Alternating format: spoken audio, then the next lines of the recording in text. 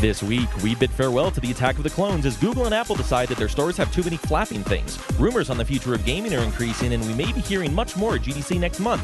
Pour another one out for Flappy and join us for all this and more on the show where every gamer has a voice. Orange Lounge Radio. Oh my God, don't pour the liquor out. That's alcohol abuse. Don't do that. Hi, everybody out there on the internet, and welcome back to another week of the show where every gamer has a voice. It is Orange Lounge Radio. We are live tonight with episode number 541 for this February the 23rd of 2014. And let me just start off by saying, happy birthday, Mom. Her birthday is February 23rd. I know she's not listening because, Rob, your show is weird, Rob. People on the internet tune in to hear you talk about games, Rob. But anyway, yes, it is my mother's 73rd birthday today, so happy birthday. Anyhow, yes, my name is Rob Roberts, and joining me, as always, in the studio, happy unbirthday, Dark Sakura, or Jamie Summers. Yeah, but I bought you presents. You did. We are having an unbirthday celebration today. You're worth $7. That's right. No, more like 10. Dark Sakura sent me a text a little bit before the show, and she says, "Do you want anything from the dollar store?" And I was like, What does a person need from the dollar store? Well, it wasn't at the dollar store. It was at the Dollar General, which is a little different. The Dollar General, basically, it sells just stuff cheaper, but it's not like a dollar store. Oh, I just thought it was they're all the same to me. They have their own off-brand stuff, but the Dollar General is special to me because I'm from Alabama, and I didn't see one like at all in this state until like a year ago. And I was like, I'm buying everything there. Is it like that in the rest of the U.S.? Because it really feels like here in California, like those dollar stores and those 99-cent stores, like they're a dime a dozen. Like every strip mall has one, it seems like. Well, there's 99-cent stores, but the Dollar General has been, like, we used to go there when I was a little kid. Mm-hmm. And it was just like the cheap goods, you know. They had their own knockoff brands. They were basically Walmart before Walmart was big. I remember when those stores, since it is a video gaming show, I will say I remember when those stores used to sell like dirt cheap crapola video games. Like, I'm not even talking about like overstock. I'm talking about like real crapola. They have crappy Blu-rays. Shovelware. Every so often they'll have something good. Yeah. But I mean, they sell mostly like shit and Bible books. And the stuff made on or as seen on TV. Oh, like stuff. Lifetime movies? No. I mean the products, like the pet egg, which I like those things. But okay.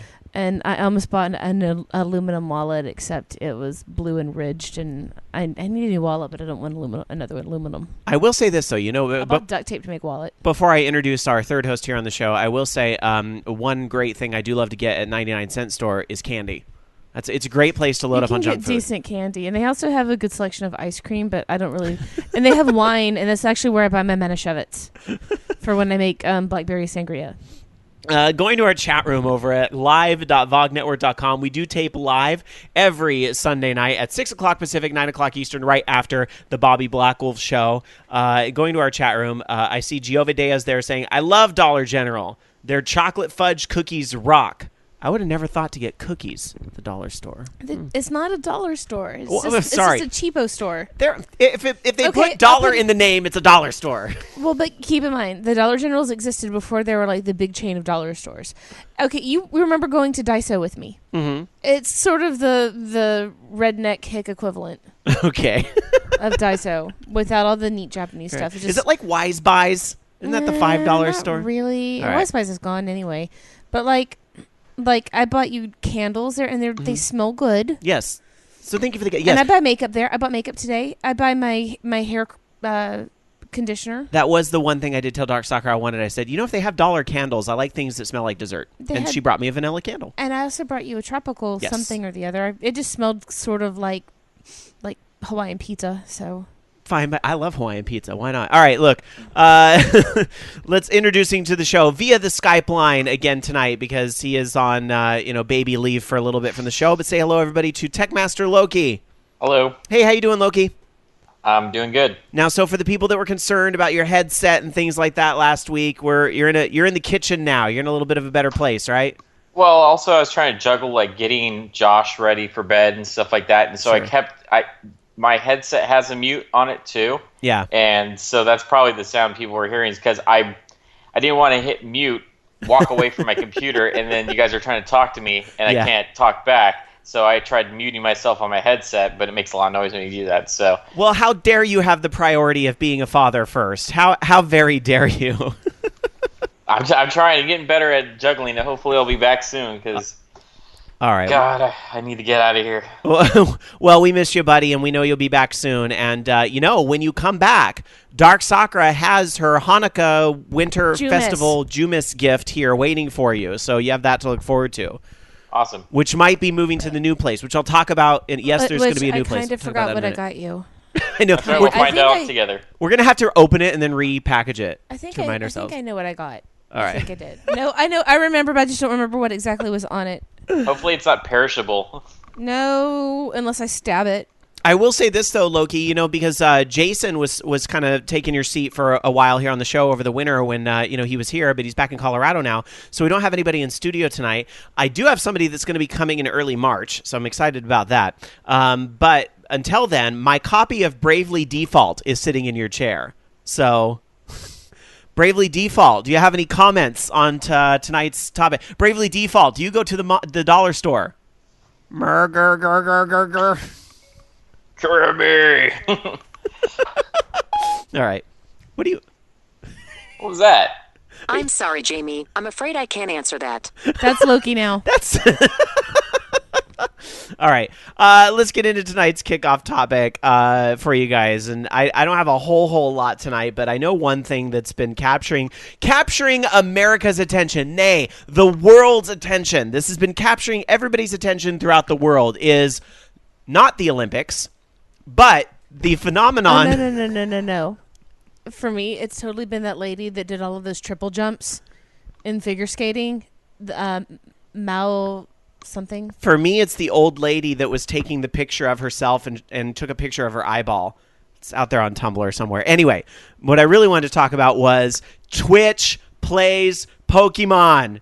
Everybody's talking about this. In fact, I know we brought it up a little bit on the show last week. We were talking about this last week on the show because it was still kind of like a new concept.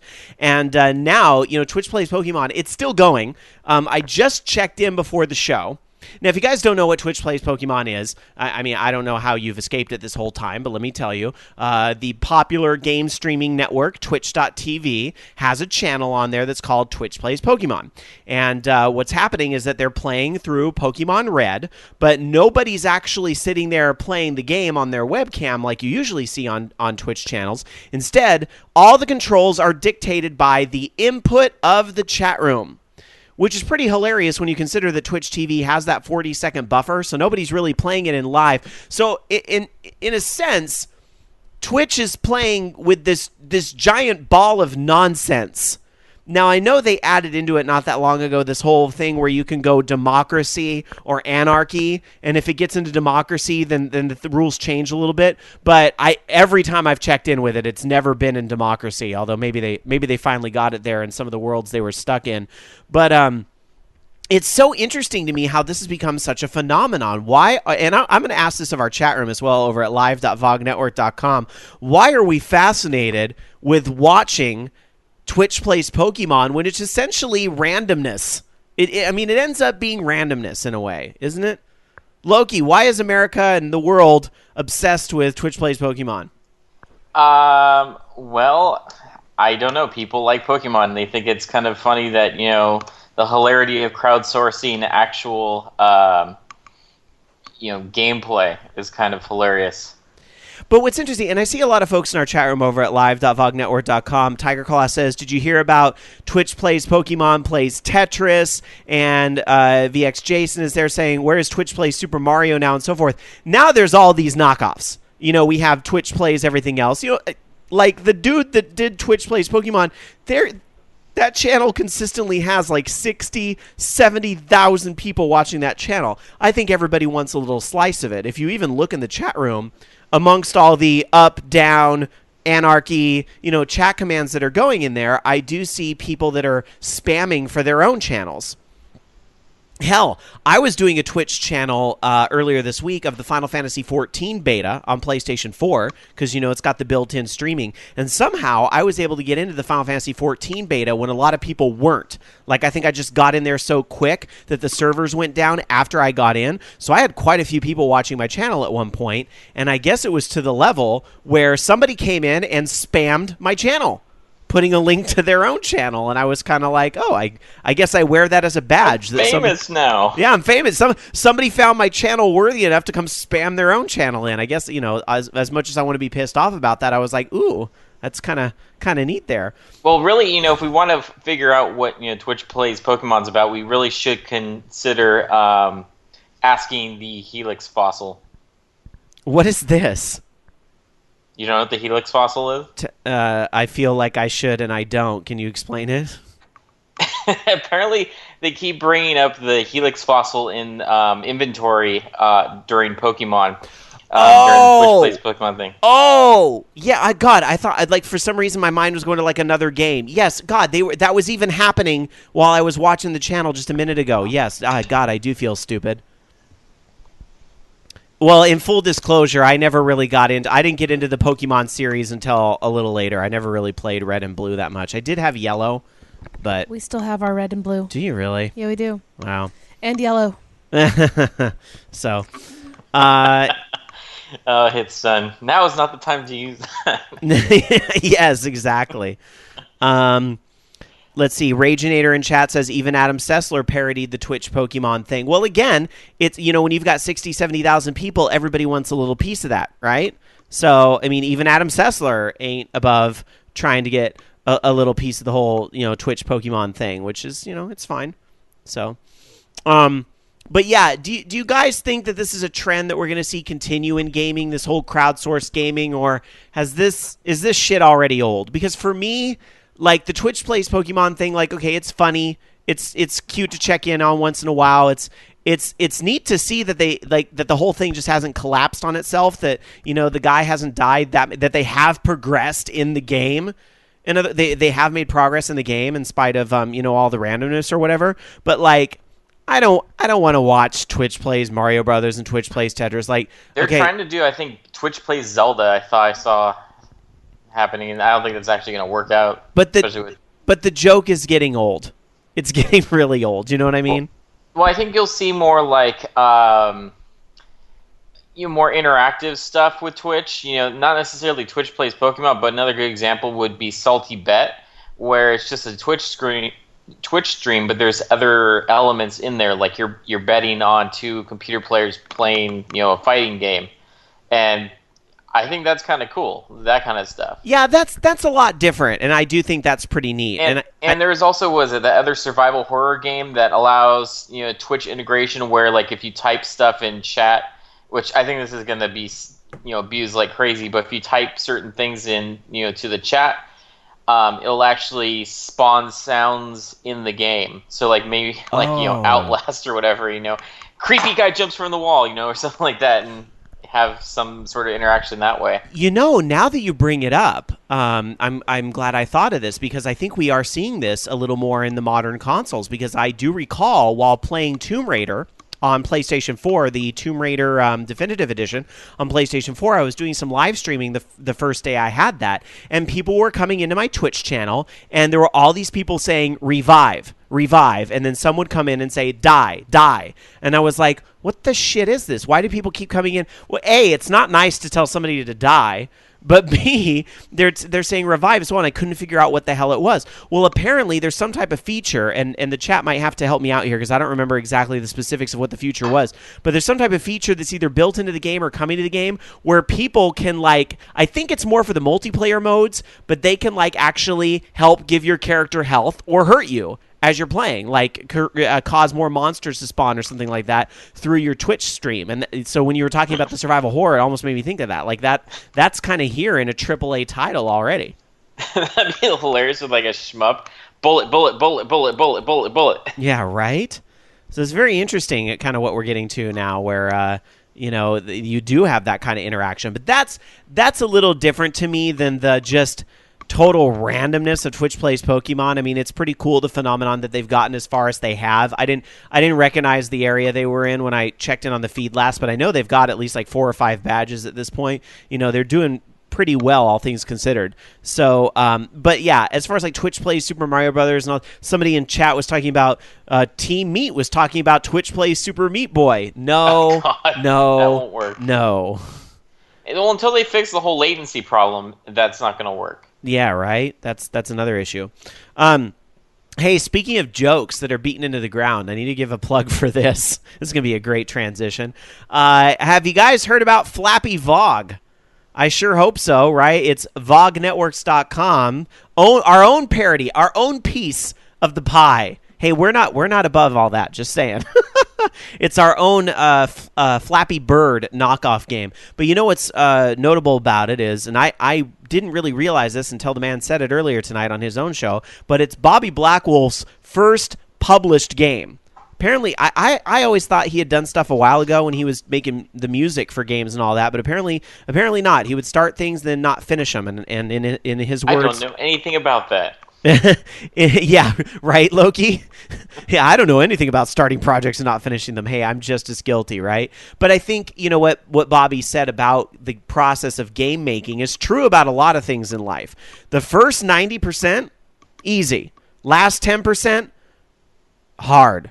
The hardest part. If you can get through that last 10%, then that's how you know you're going to get there. So, you know, again, that credit for that thought to Bobby Blackwolf and his program. But yes, Bobby Blackwolf has created Flappy Vog, and I know we talked about this on the show last week, but it's important to note that tonight, Character Pack 1 was unleashed upon the world. So now you've gone from 4 playable bouncing heads to 11.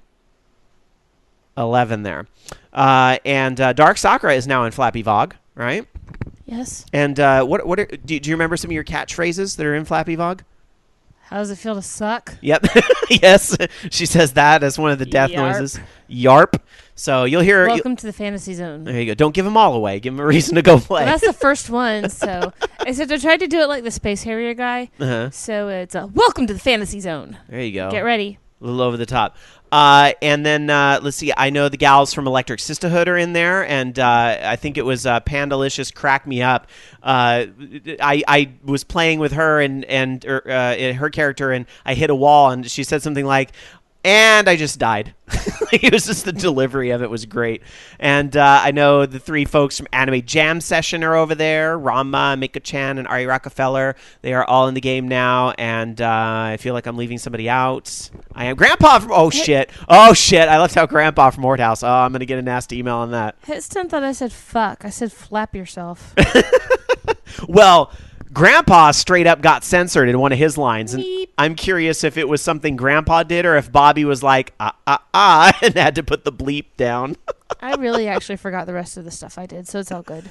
It was great. So, anyhow, I know everybody has been asking, well, when's Loki going to be in the game? When's Loki coming to the game? And all I'm going to say about that is that this is not the last character pack that's going to happen, and you never know what to expect.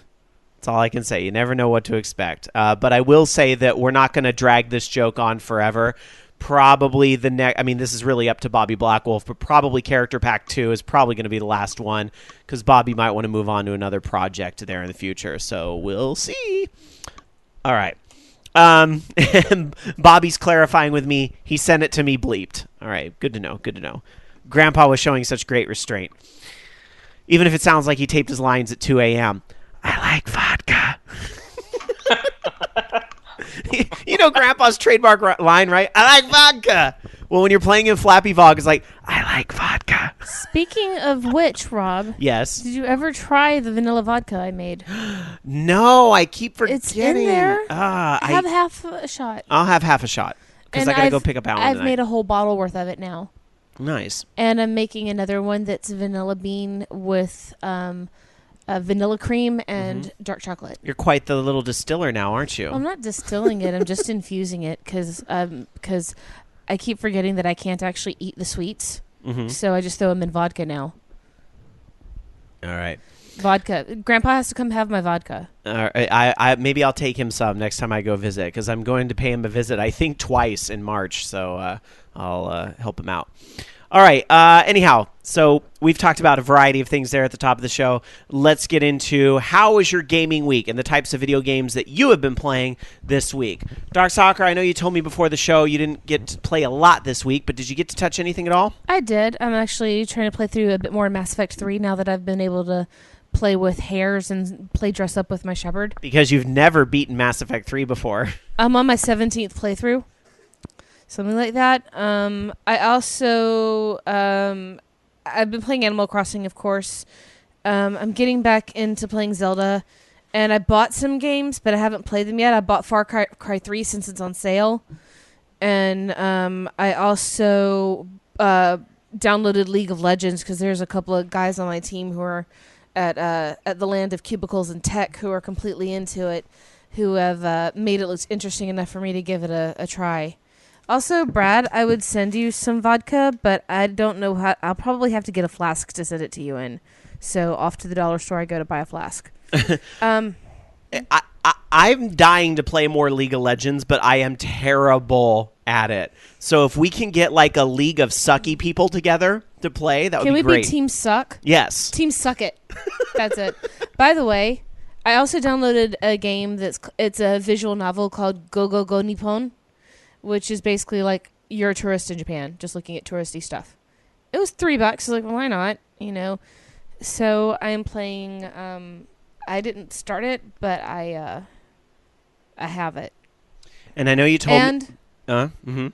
You might probably about to. Yeah. What I was about to say. I think so. I did buy Strider. There it is. Dan's already been playing it. It for some reason it doesn't run very well on his computer, but he also had it hooked up to the rig, and it was in 3-screen mode. So I'm going to be hopefully playing that tomorrow night. And, yeah, because it's fucking Strider, and Strider is awesome. And for people, I know I've said it before, but if anyone remembers back in the day, Neo Strider's Strider Zone, that was Dan's website. And he had, like, one of the only Strider websites on the internet in the mid to late 90s. So, yeah, it was pretty cool. I know I played something else, but for the life of me, I can't remember what it was. I'm trying to think because I did, I guess I don't remember anymore because my week has just been sort of, I think I'm going to play this game. Oh, wait. No, I'm not. And I bought some other game too, and I don't remember what it was, but yeah, I buy a lot of games and I forget what they are, so thank you, Steam. Thank you for taking $10 of my hard-earned cash, which I can actually say now it's hard-earned. Yeah. All right. Loki. Wait. I did. I bought Golvelius. Oh, on my phone. From last week? Yeah, since, I mean, I could just bust out the Master System and play it, but it's kind of cool having it on my phone. So, yeah, I bought Golvelius. Nice. Now I'm done. All right, let's go over to Loki. Loki, how was your gaming week? Well, I actually tempted fate still and played some more, the last little bit of the Titanfall beta on my new laptop, and thankfully it ran a lot better on my new laptop, and the fact that it didn't melt down.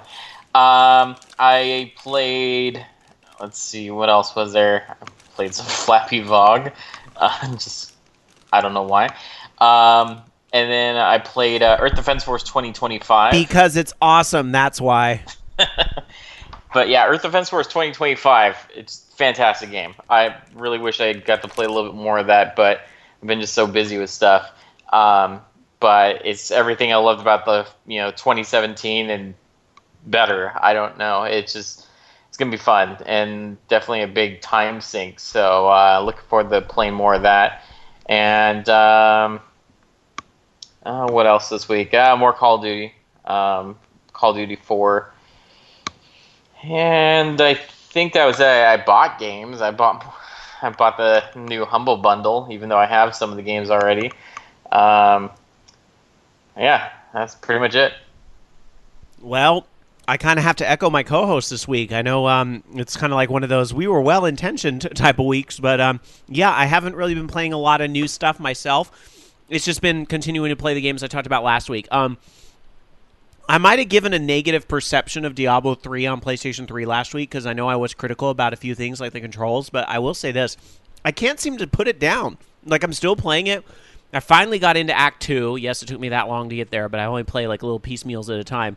But I'm having a good time with it, and I actually think I'm going to play it at least the one playthrough. I don't think I'm going to do all the repetitive playthroughs, that Diablo's set up to do, but I really want to try multiplayer at some point. That would be great. So, yeah, Diablo 3, even though the controls are weird, like, because of the way it's tuned, like, it works, and I'm having a good time with it. So, yeah, Diablo 3, I'm still playing, and still continuing through Final Fantasy 14. I play way too much of that. And Bravely Default, I've been trying, and I've been getting asked by a lot of people, how far are you in it? And the answer is not far enough, because I haven't been playing my 3DS enough, hanging my head in shame, getting judged by all my friends, but I'm making it a slow burn. I'm not judging you for that. I want it to last a long time. I'm judging you for other reasons. What? What reasons? Reasons and things. All right. I will say this. One game I did play that was somewhat new, Final Fantasy 14 is being betaed on the PlayStation 4 right now, so I did jump into that. I was live streaming for a little bit late Saturday night, like midnight to 3 a.m. Yes, I was up until then. That would actually be early Saturday morning. But yeah, I was playing the beta. Game looks gorgeous on PlayStation 4. Gorgeous. I am seriously considering, thankfully it supports keyboard and mouse. I'm probably going to switch from playing on my PC. The only thing I have to figure out is what am I going to use for rating? Like, because we use Mumble, so I have to figure out if I can get that as an app or something. But I'm ready to switch to PlayStation 4. It's gorgeous. So, yeah. If you're a PlayStation 4 owner, I believe the beta is going on all week. I hear there are some queue issues and character creation, but, it is a beta, and it's free. But definitely take the opportunity to check out the game while you can. So, hey, I forgot to mention, I actually got in a beta this week as well. I haven't gotten a chance to play it yet. Project Spark. Oh, yeah? You remember that? I do. That was the Microsoft game they showed. It's kind of like their answer to Little Big Planet, but with a different twist. Yeah. Pretty much. Yeah, that's cool. Because now that I have a Windows 8.1 PC, so I was like, I might as well download that. So, yeah. Some questions from our chat room at live.vognetwork.com. Akuma JP says, did you try it on the Vita? And the answer is no. I still need to do that. Black Wolf says, my problem with the PlayStation 4 version is the text size on the pop-up boxes. Yes, that is why the game would be impossible to play on the Vita as it is right now. I imagine Square and the development team there has got to be fixing those issues. You can change the font size in your text box, so you can make that a lot easier. But yeah, they've got to allow you to change those pop-up boxes. It doesn't look good. It's really hard to read, and there's not enough voice acting to make the game playable. So hopefully they're going to be looking into that. But yeah, so that was Final Fantasy 14 on PlayStation 4. Woo! So that does it for our gaming weeks. And moving into housekeeping real quick before we get into gaming news tonight, I mentioned this just briefly a little earlier in the show. We are going to be moving, actually, or I should say I am going to be moving. Alan and I are going to be moving in from our little dinky apartment that we have now into a house. Very excited about that. And the good news for you and Loki is that it's only like a mile from here, so it's not really going to change the drive to the show. Because we were looking at downtown, and we did think about, like, our friends are going to hate us if we do that. But anyway, it's going to be about a mile from here where we're at now. And, yeah, it'll be a house. And the good news is a much larger dedicated space for the show. Very excited about that. So who knows what we can do with that space. The only bad news is, because I am going through that move personally, there's going to be no show March 16th. Which I know is a very odd period. March 16th. We're still going to try to put something on the podcast feed for you guys, like a best of or some type of compilation or who knows what. I'm kicking around some ideas, something we can do quick. But yeah, no live show on March 16th due to the move into, what studio number would this be? Let's see. If we think way back to when the show first started, I was living with my friend from high school in the one house. Right? That was the first studio. Then I lived with Loki. That was the second studio. That was a fun time when Loki and I lived together and had that space. Then I lived with Extifer, right? That was the third studio. Then I lived in the house with my friend John, where we had the garage. That was the fourth studio. Then there was Jamie's house. That was the fifth studio. Then there's this. When Shermie was there. That's right. That's right. And then there's this, which is the sixth studio. So next studio is going to be lucky number 7.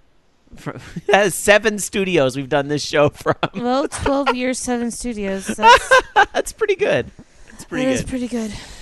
All right. Awesome. So yeah, March 16th will be the big day there that we are moving, so there'll be no show. And we're actually hoping that's around the time that Loki will be coming back too, so keeping our fingers and toes crossed and all that. Also, as usual for housekeeping, you can find us on Twitter, twitter.com/OLR. You can also find us on Facebook, facebook.com/Orange Lounge Radio. And we're also on Google Plus with google.com/plus Orange Lounge Radio. One more bit of housekeeping, and Dark Soccer, you're going to get a kick out of this. So I went to go get my half shot of vodka. Flask is empty. So I'm so proud of Alan. I just messaged Alan in all caps. You drank all the vodka, didn't you? And he said, "Oh, sorry, I didn't think there was much left." See, I was expecting a responsive bitch. I might have. So that means I can take my flask home. Don't worry, I have a whole big bottle of it now, and I am making that special batch just for you and Alan to share. Amazing. I love it. And let's see, Dungeon Buster in chat, I love this, says Studio N7. Yes, sir. Yes. That is the official name, Studio N7. And I'm not Commander Shepard. This is my favorite studio in the show. Seg is in our chat room saying, "Don't worry, with GDC that following week, you'll have a lot to talk about." Yes, indeed. Yes, indeed. Rama says, "Live from Studio City, California. It's Orange Lounge Radio!" Exclamation point. It was almost live 3 blocks from the Capitol, but decided not to do that. So there you go. All right, let's get into video game news. That's what you guys are here for, to hear us and our commentary on the week's news. And we're here to hear your guys' commentary on the news via our chat room at live.vognetwork.com and our email bag, which we have a brand new email address. That's also something I should bring up during housekeeping. We have a brand new email address we're going to be unveiling later in the show. So, all right, let's go to Loki and the news. All right, so unfortunately got a little bit of bad news with Irrational Games shutting down. Ken Levine basically moving on to other things, and with that, he's taking only 15 people. The rest have been laid off. Of course, kind of a shock to everybody considering that, BioShock Infinite and the whole series has done really well. I don't think it's necessarily that anything did poorly. It's just that he wants to move on to his own projects, I guess, instead of stuff for 2K or whatever. So no idea really what his new projects are going to be, but everybody's the community's been kind of helping out with trying to direct these now orphaned employees to other jobs, and I think they will have no trouble finding work considering how talented of a bunch those guys are. I do want to jump in real quick with a small correction of what you're saying before our chatters kind of light up here and before we hear about it in emails. Irrational Games didn't shut down. They downsized significantly, essentially. Okay. Yeah. So, just saying, because in Ken Levine's letter, he talks about that, basically it's going from hundreds of employees to he's going to have 15. So, Irrational Games will still be around, but it's not what it was. My mistake. I always assume when the majority of the staff leaves that they're shutting down. So, well, it is a significant change. Let's put it that way. Yeah. So. Surprising to hear, right? Because BioShock, I think a lot of us sit here and go, wait a minute, BioShock was, great. People loved it. They won awards. What the heck? This is the thanks that team gets? Well, they made money off of it. I just don't know. I don't know what his intentions are, but I guess it's sort of like Cliffy leaving Epic and stuff. Mm-hmm. I don't know if it's necessarily a big deal. Well, anytime you lose employees, it's kind of, it's sad, but, I don't know. I don't know what's going to change. I have been thinking about it a little bit, and here's some of the things I want to say on this, is that, on one hand, I understand that, making a video game takes years and years and years, and we have a tendency in this industry to really cram video game franchises into the ground, right? We do this a lot. And, I can understand where maybe Ken Levine's like, you know what? I don't want to do another BioShock game. I'm creatively, I did what I wanted to do with BioShock. I don't want that to be my entire life. I want to move on to something else. So I can actually kind of respect that. The part that gets me is, okay, well, wait a minute. 2K is going to be taking on BioShock. They pretty much already announced that. It's not like, BioShock 2 was done without Ken Levine. Am I correct in saying that? He might have been and the same company is supposed to be taking it over. Right. So, there's that. So part of me goes, okay, well then why wasn't there like a resource shift?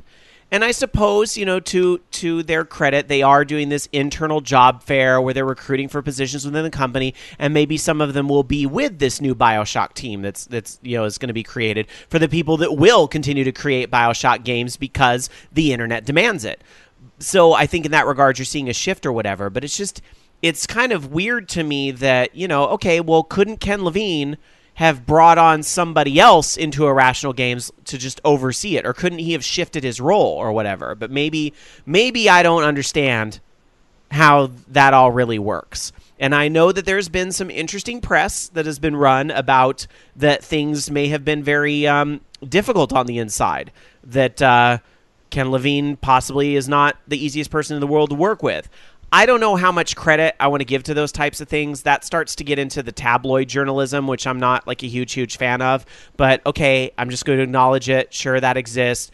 And maybe, if you have somebody who is an ineffective manager of a project, maybe BioShock Infinite was done and it was great, but maybe for some people it wasn't done fast enough. I don't know.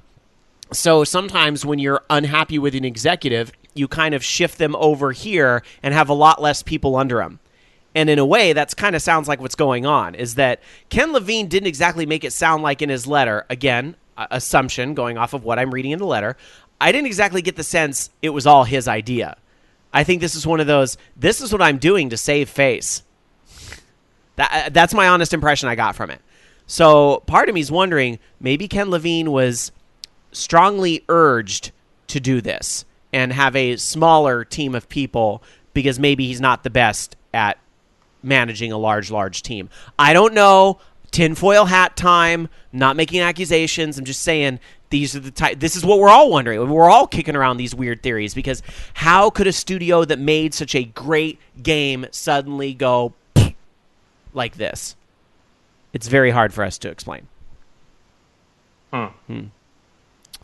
Any other thoughts with this? I also go to our chat room over at live.vognetwork.com. Bobby Blackwolf says, taking a game makes many, many years. Unless it's a Flappy Bird clone, then it takes 4 hours. Yes, correct. Rama says, well, Irrational Games isn't working on anything big, so why would they need such a big staff? Well, maybe Ken Levine wanted to do a big project, or maybe he didn't. I don't know, but I would be hard-pressed to believe that there's not going to be another BioShock game. BioShock 2 didn't flop, and Ken Levine was not as heavily involved with that one. Like Loki said, it was a different branch of 2K. Which part of 2K did? I think it was Marin. Marin did it? Yeah. So that's probably the team that's going to end up taking on BioShock 3 or BioShock Infinite 2 or, whatever they end up doing with that. So Infinite +1. It was 2K Marin Australia, 2K China, Digital Extremes, Arcane Studios, Darkside Game Studios, and Feral Interactive. It did the Holy cow! Yeah. No wonder that didn't do as well. Way too many people working on that. To be fair, Digital Extremes did Steam with multiplayer. Arcane Studios did level design. Feral Interactive did work with some of the Mac versions of the game. So it's not like they were, they all had their very specific roles. It was looks like it was mostly 2K Marin in Australia. So there you go. Reporting on layoffs is never fun. Our thoughts go to those affected employees, but it sounds like you guys are in demand. Everybody wants you on their teams. So, best of luck to finding a job that's going to be a good fit for those people. Just, I'm really glad that everybody wants you guys. It's a good place to be in. So, all right, let's move on to some more news. In somewhat happier news, because I know we've been getting some odd news out of this company lately too, that there might be some shifts going on there, and nobody seems to have an idea what this developer is doing. So they decided to come out this week and say, hey, we usually don't announce things this early, but this is what's going on. And the developer is Harmonix. Harmonix, of course, probably most famous for Rock Band and Dance Central. Both those franchises have kind of lost a lot of their steam. Harmonix, near and dear to my heart for frequency and amplitude. And, any music game fans really loves Harmonix. So what the heck is Harmonix doing now? Well, Harmonix unveiled a free-to-play first-person shooter called Chroma. Chroma is going to be a music-based first-person shooter. And if you actually watch the little announcement trailer for it, sounds like it's going to be some dubstep, wub, wub, wub, wub. At least that's what was in the trailer. It wasn't... Here's the thing, I think it's everything that's going to be in there. Yeah, some dubstep is offensive, and I wasn't offended by the dubstep I heard in the trailer. Right, Jamie? Some dubstep is offensive, but some is acceptable. Plenty of it is offensive. Some is acceptable. Well, anyhow, if you want to check out Chroma in advance, the alpha is going to be beginning this month, apparently. You can sign up at playchroma.com. That's CHROMA.com. Development will be through Valve's Steam Early Access, and it's supposed to be publicly playable in the fall. Again, it's supposed to be free to play, so I don't exactly know. I'm assuming the songs will cost money, or who knows what they'll do with that. They said it was all going to be the customization is going to cost money. Really? They're not going to put licensed songs in it? I don't know. I would think they would, but we'll see. So yeah, I guess bullets will be on a beat, and you find the flow in the music to activate jump pads to get around the arena. Some folks out there, some of the big game blogs did get a chance to try an alpha, but most people are saying, it's early. It's an alpha. A lot of folks seem intrigued, and I know I am by Chroma. Just as a fan of music games. Not always a fan of first-person shooters, but I don't dislike them. There have been some I've really enjoyed, like Halo 2. I really enjoyed, and there's other first-person. Titanfall was fun for the little bit I played that. So I'm curious about Chroma. Huh? Or Minecraft. Minecraft's not a first-person shooter. It's first-person, and you can shoot arrows. It's a first-person shooter. Fine. Are you excited about Chroma, Loki? Surely you are. Yeah, it looks fantastic. I signed up immediately. So yeah. And I want to know why the next Tron movie can't look like that, because that the trailer was awesome. Uh-huh.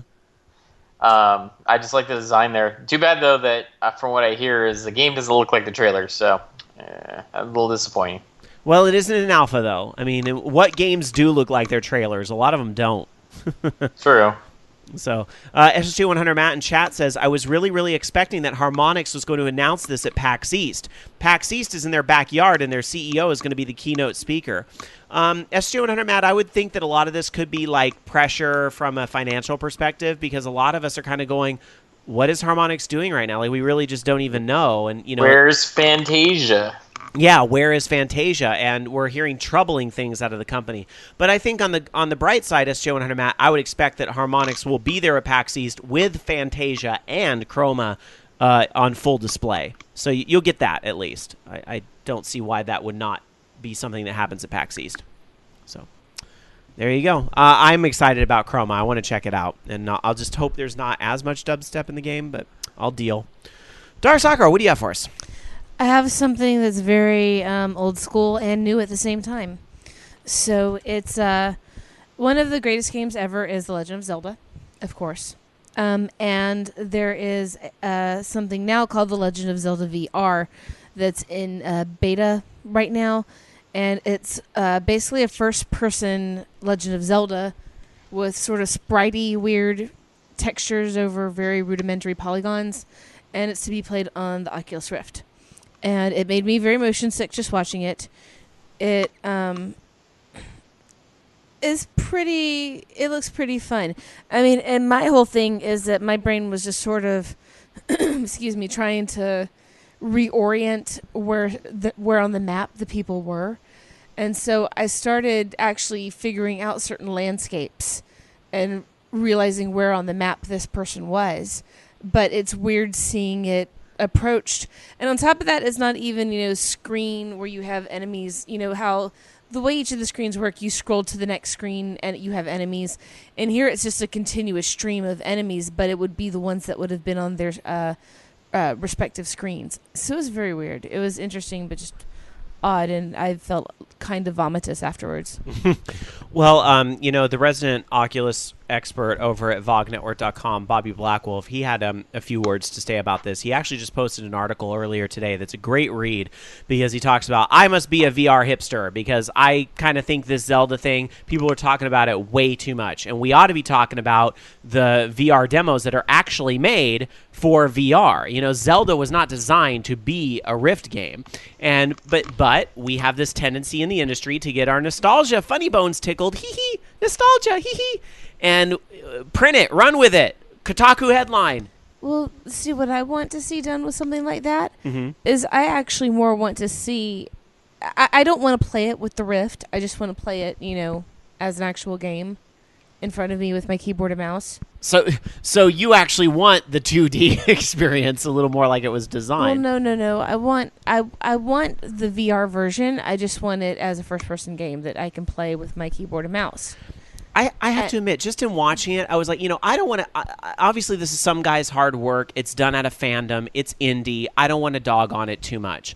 But I was kind of watching it going, this looks kind of like not really a lot of fun, because it's just like, I don't know, maybe having played the Rift before, I just kind of, some of these 2D experiences that are crammed into 3D aren't so awesome. Like, I think a game like, I don't know, Twilight Princess or even Ocarina of Time, something that at least was a little more 3D designed, might be a little better on the Rift. But again, these games weren't really designed with VR in mind, but at least it's a 3D environment. I like anything that takes a classic and sort of gives you a new way to play it. It revives the game almost. But I mean, more what I would like to see is actually, I would like to literally see the first game redone in the style of the later games. Well, I'm with you to that extent, Arsakra, and I think a great example of what you just said, this game and kind of the new thing, would be the Legend of Zelda: A Link Between Two Worlds on 3DS. Does this marvelously. It's an old school Zelda game, but new school paint, because the 3DS, that's a much closer environment, but VR, whole different type of world. You know what I mean? I don't know. It just And Bobby's in our chat room saying it's not fun. It's frustrating. But he does say someone else made an Ocarina of Time video demo where you walk around the first village. So I'm not incredibly surprised to hear that. I just would like to, I like to reserve judgment on a lot of things until I get a chance to do it for myself. And I mean, which is why I'm completely reserving judgment on the Rift thing in particular, even though I'm pretty sure it's going to make me, make my stomach into a nightmare of nausea and my brain into a apocalypse of pain. But I like things like that. I like giving them a try. I like doing something different.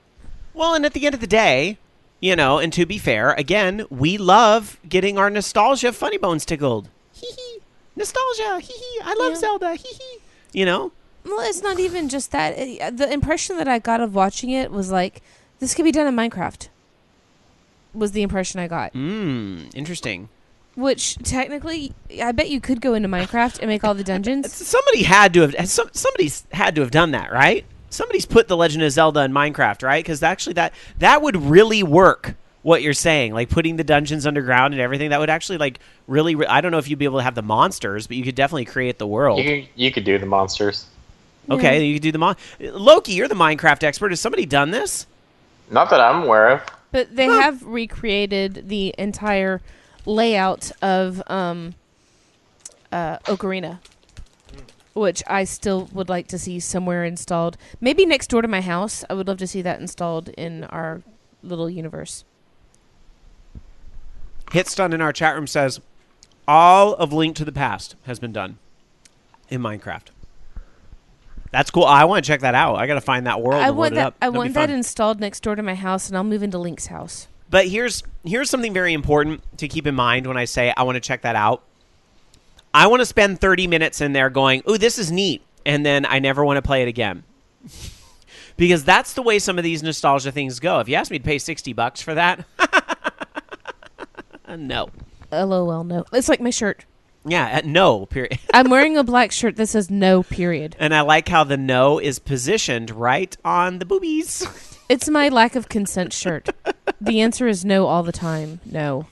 Nice. So, Robert M in our chat says, also, as I mentioned a Hitstun in Minecraft, how long before someone makes a Flappy Bird clone in Minecraft? I assume someone like Seth Bling or something would have it within a month. I already saw it on a blog somewhere. It's already been done. I think it was on Joystick. It had an article on it. It's already been done. So it's hard to take a picture of myself without my boobs scrunching up. Rule of the internet. Rule of the internet. It's probably been done. All right. Let's move on. Loki. All right. So this is kind of cool. Sony, it's rumored to be unveiling their own VR technology at Game Developers Conference, which is only a few weeks away on the March 17th in San Francisco. And this is coming from Tech Radar. They say they have their confidential tipster said that they were impressed with the quality of Sony's Oculus Rift competitor. The quality and resolution are great. Really good, they said. People will definitely be impressed with Sony's build. It said also that Sony has deliberately taken its time to tweak and polish the headset before revealing it. So, I don't know. I'm assuming that they're going to have something like this just because they've already kind of done other things with, VR. They've experimented with VR stuff before for not necessarily gaming, but for just like video. So it makes sense, I guess, that they would come out with something like this. And it would be good to differentiate themselves. Well, here's what I worry about, though, is fragmentation. Is that, if you're going to have Sony's got their VR headset and their big dollars and all that, it's going to cause a little fragmentation because Oculus has more of the indie community, around it. And we're going to have this whole split. I don't think so at all. I mean, it's just like, you're having the Sony VR would be for Sony consoles and Oculus is for PC and whoever else wants to use it.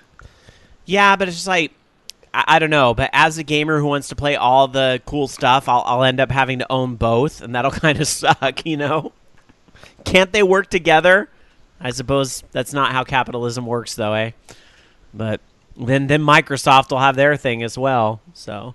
I mean, that's just like saying, can't the console manufacturers work together and just make one console that all the games can be on? Can't they put Mario on the Xbox? Yeah, I know. I listened to a podcast today about that very thing. It was a Hip Hop Gamer and Michael Patcher, which I should have just turned it off right there because, I mean, why am I listening to a podcast with Michael Patcher and Hip Hop Gamer at the same time?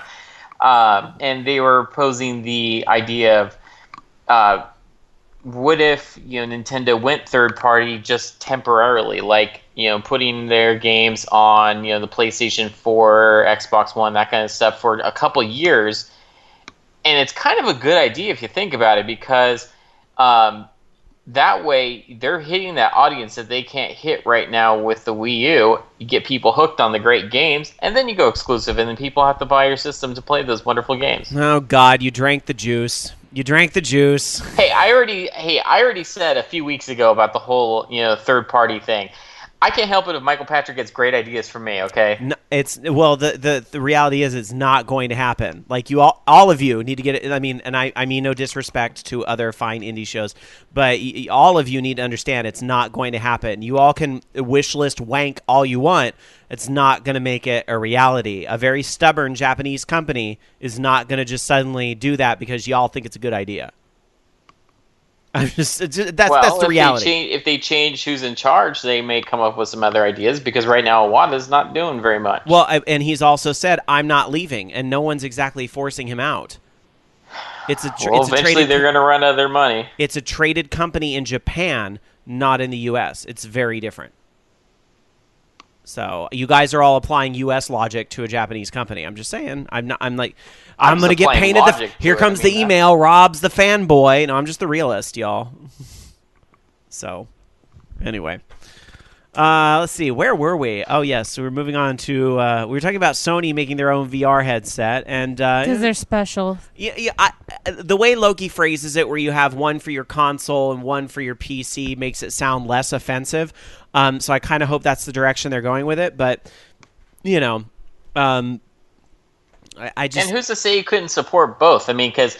Yeah. Look at like 3D technology that's out there. They have the NVIDIA stuff. They have other monitors that are that have like 3D without glasses, or all the different 3D technologies across like Blu-ray and stuff with that, and they all kind of work together. So if they come up with a way to if they come out with the APIs for it and stuff, then people can put that into their game and support both. Well, we'll see. Just like you can do a game for the 360 and the PlayStation 3, or the 1 and the PlayStation 4. Who knows? Yeah, exactly. All right. Moving on. Talking about Sega. and some business moves with Sega. Sega is going to be splitting a subsidiary of Sega that is Index Corporation. Index Corporation will be split into two companies. That's Atlas and Index. Sega Sammy, as they are, is technically the company name, they actually acquired Index Corporation, which is the parent of Atlas. Are you still with me, y'all? That happened last year. I think you all saw the story. Sega bought Atlas, right? You all saw that. And now, they're splitting the Atlas and the parent corporation, so that's what's happening there. And that is a business move to strengthen division and developments and so forth. Atlas will have 121 employees. That's their game development office. They're going to be keeping that. Index is going to focus solely on advertisement, marketing, content distribution, and so forth. And they have 166 people working for them. I guess it takes more to market the game than it does to make the game. That's very interesting. So, yeah. Also, Yukio Sugino, who is the current Sega managing director, he's going to be the acting head for Atlas. All this is expected to take effect by April 1st. So there you go, all your business happenings with Sega. But there's something else to note here that has a lot of people going, what? And this is weird. I don't know. But anyway, apparently, some blogs are running that Sega has lost the Shenmue trademark because of years of inactivity. And apparently you can actually go to the site, the uspto.gov, and it actually talks about that registration was canceled because registrant did not file an acceptable declaration under Section 8 to view all documents on file, look at all the extended stuff. So apparently, because there hasn't been any follow-up, Sega lost the trademark to Shenmue. In the U.S. Yes, in the U.S. That doesn't mean they can't get it back. But I think we should change the name of the show to Shenmue. What do you guys think? we should. Can we all drive a forklift? Can we invite our listeners to play the Lucky Hit? And spend the rest of the time playing... Our new theme song will be Space Harrier music. Orange Shenmue Radio, debuting next week. That's unfortunate about the loss of the trademark. I hope that doesn't mean they're just leaving this whole franchise aside, but I seem to recall, didn't they actually put a Shenmue reference in the Sega All-Stars racing game just recently? So maybe. Yeah, maybe. Dungeon Buster makes it very clear in our chat, loss of trademark does not mean loss of IP. It does not equal this. So... For the record, funny that you mentioned the Sega racing thing. Dan was watching the Daytona 500 today. And I saw just how short Danica Patrick really is. She's actually kind of adorable. All right. Yeah, actually, I love playing as Danica Patrick in the Sega game. It's so random. It's great. Anyhow. All right. Moving on with more news. Dark Sakura. Well, there is a college. It's called Abertay University in Dundee, that's in Scotland, that has a lab that is the largest in Europe and has 30 new PlayStation Vita development kits and PS3 and PS4 dev kits, so that students who go to the lab will be able to use the hardware for different parts of developmental learning, as far as like actual game and application development. They're basically saying that they're trying to do their best to bring young and talented new developers onto Sony's various platforms. And there's a quote here from Professor Lewis Nathanson, who is the head of the arts, media, and computer games at Abertay University, saying that having access to professional Sony development kits is incredibly exciting for students learning how to design and build games. And we've seen a real jump in the enthusiasm of our students since we created this lab. So, I mean, basically he's saying it's encouraging the students to learn on their own. And he even goes on to say that there are students who are just spending their free time in the lab working on their own projects. So I think it's pretty neat. We're probably going to see a lot more unique content coming out for the Sega platforms. This kind of reminds me, in a way, of when I was in junior high and high school, and we used to go to the science room that had the computers on lunch, and we would play Tank Wars, and what was the other? God, we always talk about this game. I can't remember the name of it anymore. Oregon Trail? No, not that. The other... Kicks. It was another tank shooting game that had like... Scorched Earth. Scorched Earth, thank you. We used to play the shit out of that game on breaks and so forth, and I think we tried to install Doom, but it didn't work and so forth. But, like, I always just chalk that up to the fact we were hardcore nerds, which is fine. I'll own that. We were hardcore nerds. But this kind of sounds like that to me, is that, like, hey, if we have this open room with these development kits and let people kind of play, then people are going to play and create and share. And I just became a PlayStation tagline. But that's what they're going to do, right? Well, yeah. Pretty much. I think it's cool. I would like to see more of this happen in other countries, namely America, but no, we suck. You never know. You never know. All right, let's travel around the world and check out some release dates of what the PlayStation labs around the world and the Microsoft labs are bringing to you very soon. Okay, so in North America, we've got a few things coming out this week. Plants vs. Zombies Garden Warfare on Xbox One and Xbox 360. Tales of Symphonia Chronicles on PlayStation 3. Castlevania Lords of Shadows 2 on PlayStation 3 and Xbox 360. Magus on PlayStation 3. Thief on PlayStation 3, PlayStation 4, Xbox One, Xbox 360, and I believe PC. Professor Layton, finally, on Friday. Professor Layton and the Azaran Legacy will be the last game coming out that week. All right, that's it. There's actually quite a few titles in there, like Thief and so forth, that are like, oh, hey, that's finally coming. Well, that's the thing too about Thief is like it looks like a good game, but they're doing zero advertising on it. Yeah, well, I saw some people live streaming it on PlayStation 4 the other night, so some copies are already out there. So yeah. All right, moving on to Japanese release dates. Hey, just in case you missed it, Japan got their PlayStation 4. It was released over the weekend. I haven't seen a lot of reports on how it did. I'm hearing that there weren't really the people lining up and all that stuff, so I don't know. Like, I don't know. Again, this is just from one news source, so I'm not trying to say, like, oh, it flopped. I don't know, but I'd be curious to see what the numbers are going to look like for PlayStation 4 out of Japan. There's really no competition because, Xbox One's still not even dated for Japan, so I'd be curious to see how it sells over there. So we will start talking about PlayStation 4 releases, except because the system just launched, pretty much everything came out. We're not going to really see any more releases on PlayStation 4 in Japan until mid-March. March 19th is the next game, called Natural Doctrine is the next game that they're going to be getting in Japan, outside of the released games they already got. However, on the PlayStation 3, things are a little different. You have Infinite Stratos 2 Ignition Hearts in regular, limited, and Famitsu packs, all coming out this February 27th, as well as Kagero Dark Side Princess in a regular and premium edition. Also coming out on PlayStation 3 this week, Sengoku Hime 4 Suya Haike Hanamamoru Chaikai comes out this week. And I want to say, what is Sengoku Hime? I've heard of this series before. Sengoku Hime I was trying to see if I could read it, actually. Well, sorry, because I'm trying to see if there's a screenshot, because I want to know what game this is. Something Earth. I feel like this is something we have here, and I don't know what the translation is. Somebody in chat will get me.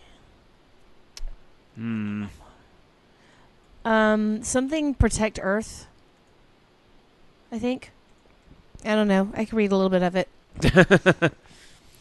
All right, I'm Protecting the Flowers of the Earth. There we go.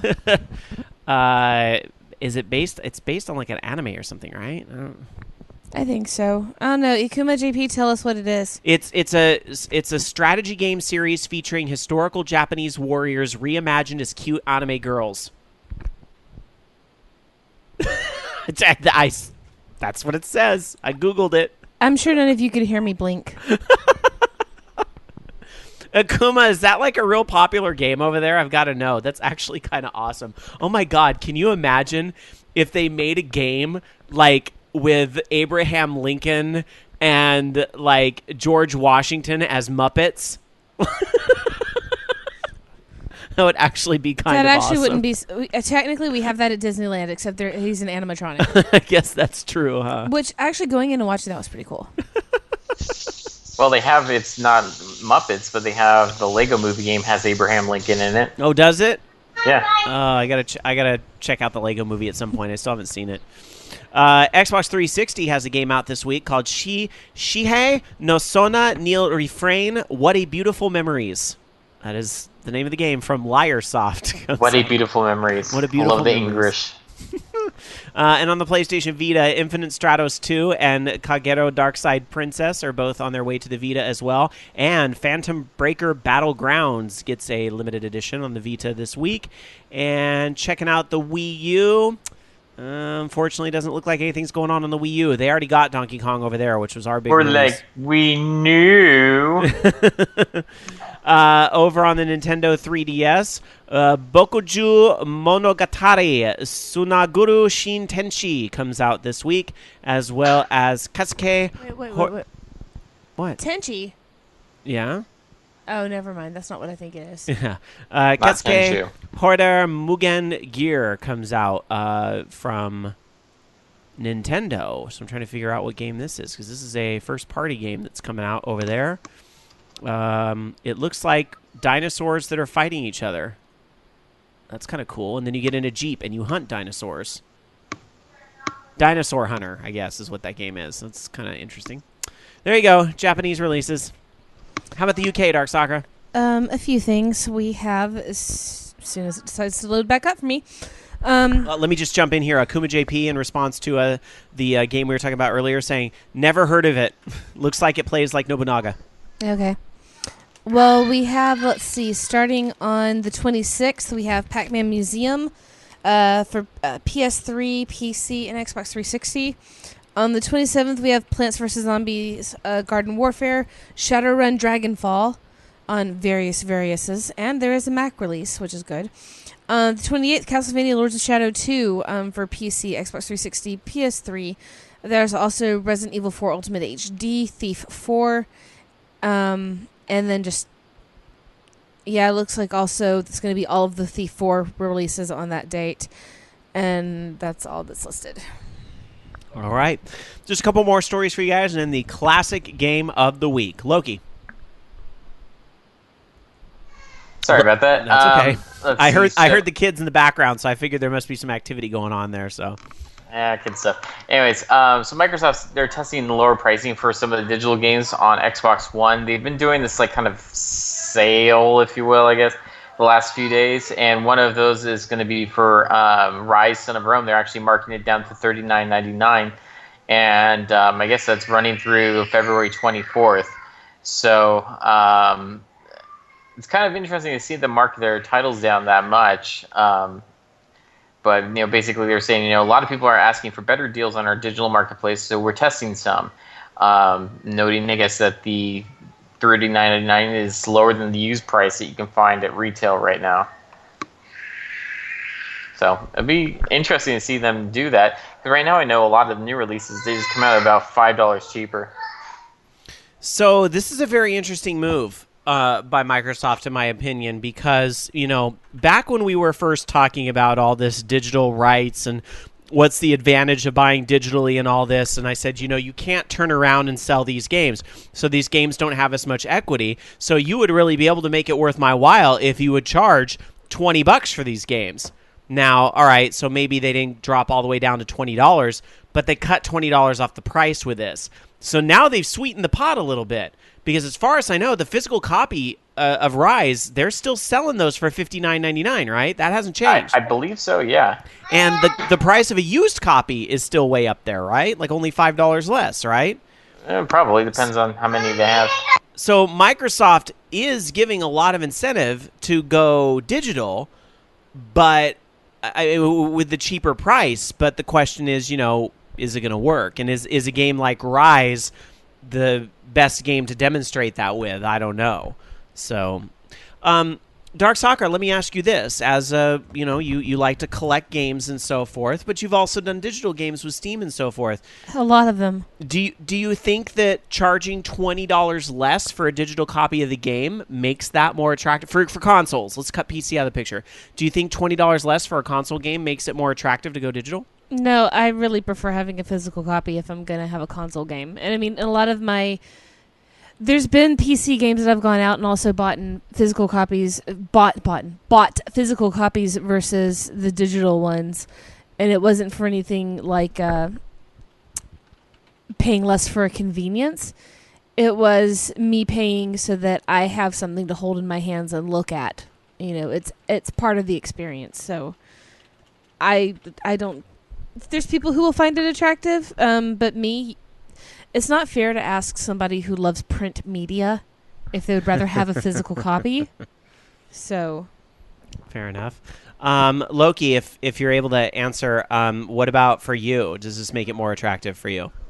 I'm honestly, it's still too high. I mean, with even their digital games marking it down $20, it's a good start, but I've just been kind of spoiled with Steam, where I'm just not going to buy anything if it's, unless it's significantly less. I guess, if I was getting the console now and that was the game I was looking to buy, then yeah, I might consider digital, but I don't know. Considering that the hard drive's not replaceable and how long it's going to take for me to download it, I may just wait, until it becomes, price that I want to pay for.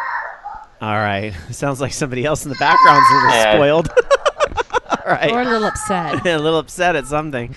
All right. I'll move on to the next story while you go show them a little attention. I will say this, though, as far as I'm looking over at the empty host chair tonight and my copy of Bravely Default.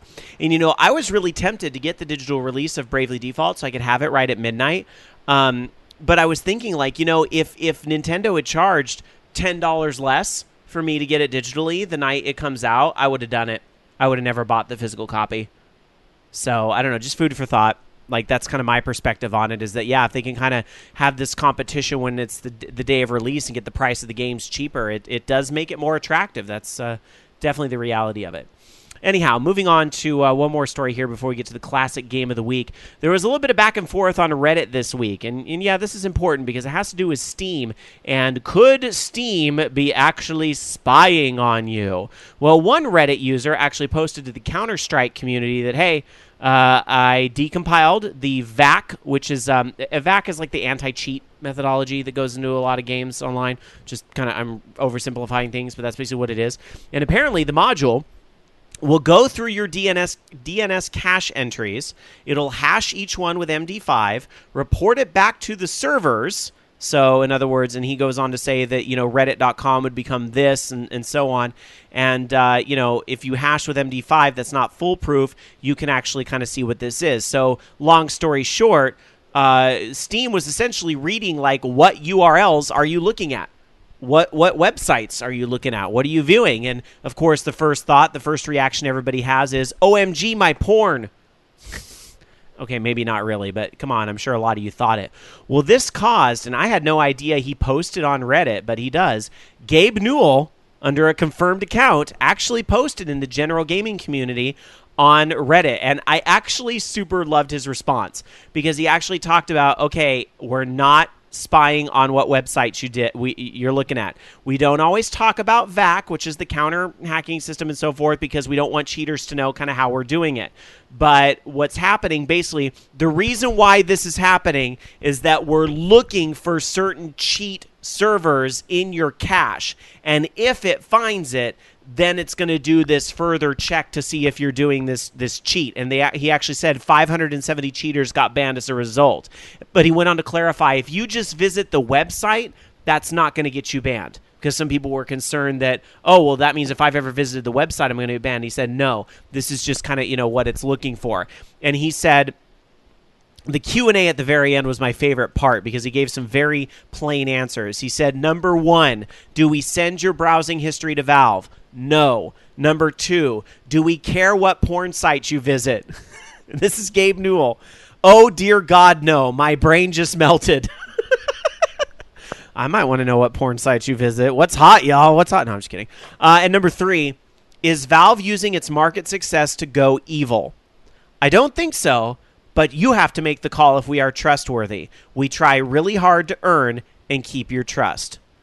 Very interesting comment, and I think it's that kind of openness that people do kind of dig about Valve. I mean, when they are open, it's not like you can just go say, hey, how about Half-Life 3 already? Some things are never going to be open about, but that's pretty cool that he did go and make a very, very night and day comment like that. I love the, dear God, no, my brain just melted. Love it. So there you go. If you want to trust Steam, Steam is telling you they don't care if you're looking at porn or not. That's not what they're looking to get. So, all right. Anyhow, let's travel to a simpler time. Let's travel to a time where, you didn't get porn on the internet and it wasn't reported back to companies. If you wanted porn, you went to raid the closet and the hiding place. Under your bed. It's the classic game of the week. Every week, Dark Sakura dives into the vault and finds a game that she thinks, hey, you little brats, you should be playing this game. And yet again this week, Dark Sakura, we have one of those games where I go, how in the actual hell have we never had this game before? Because I've done other games in the series, but never did this one. And I double-checked to be sure of that. Mm-hmm. All right. So, Dark Sakura, what is the classic game of the week? it's The Legend of Zelda, the first one, early on. And it came out in Japan as the Hyrule Fantasy Zelda no Densetsu. And it came out in 1986 and was released in North America in 1987. Designed by Miyamoto and Tezuka Takahashi. And it's, well, I know I shouldn't have to tell everybody what it's about, but I'm going to anyway. So basically, you have to get the 8 fragments of the Triforce of Wisdom to rescue Zelda and kick pig-faced Ganon in the butt. It's top-down perspective. You walk through the world, you shoot stuff with your sword if you have full hearts. Or you just go step, step, step, step, step. Please die. Please die. Get rid of that damn shield. Just die already when you're playing. And it has different little puzzles thrown in it, like they go up and up and up and up in the northwest, southwest, I believe it was. It first came out as a launch title for the Family Computer Disk System, which actually it's got really good music on the disk system. And yeah, the disk system had a different it was a different sound processor. Right? Sorry, I'm very impressed. This little video that we're watching. It's a speed run. Yeah, it's actually a speed run. You can see this, too, over the OLR episodes that are posted on YouTube every week. Just want to plug the YouTube channel again because Jason splices all this in. I hate those guys. The little night guys, right? That you have to get them in the back or with a bomb, like the speedrunner's doing. But yeah, we're watching a speed run here, and this guy is starting in level 3, and it's kind of warping my mind because I'm like, wait a minute, don't you go up, up, up, and then to the left? Why are you starting with level 3? You're doing it wrong! But I guess not really. All you need for level 3 is, because you have to have, he's basically going for the raft first. Yeah. Because you need to have that to get to one of the later areas to get the items you need. I think you have to get the silver arrows before you can kill Ganon. Right, yeah. So, I know you have to have the silver arrows, but I always thought you had to have each Triforce fragment. So not really. You can beat the game. Really? I thought that you still had to collect each Triforce fragment. I didn't realize you could just... Because, yeah, level 1 and 2 give you what? The boomerang? Or, no, I'm wrong in that. The bow. The bow is in 1, and then... Well, there's also... Even if you go through it, there's faster ways. Yeah. I mean, if this is a speedrun, then it makes sense to do the levels in a faster method so that you're not going back and forth. I'm just impressed. So anyway, as I was saying, it was the bestseller for the Nintendo. It has sold over 6.5 million copies, and it's listed as one of the greatest ever role-playing games. It's had a sequel, several prequels, different spin-offs, and it is among Nintendo's most popular series. There also now was, in 1994, there was a version that was released in Japan called the Hyrule Fantasy Zelda no Densetsu 1, that was, it was basically the re-release. As well as it was also one of the first home console games that had an internal battery.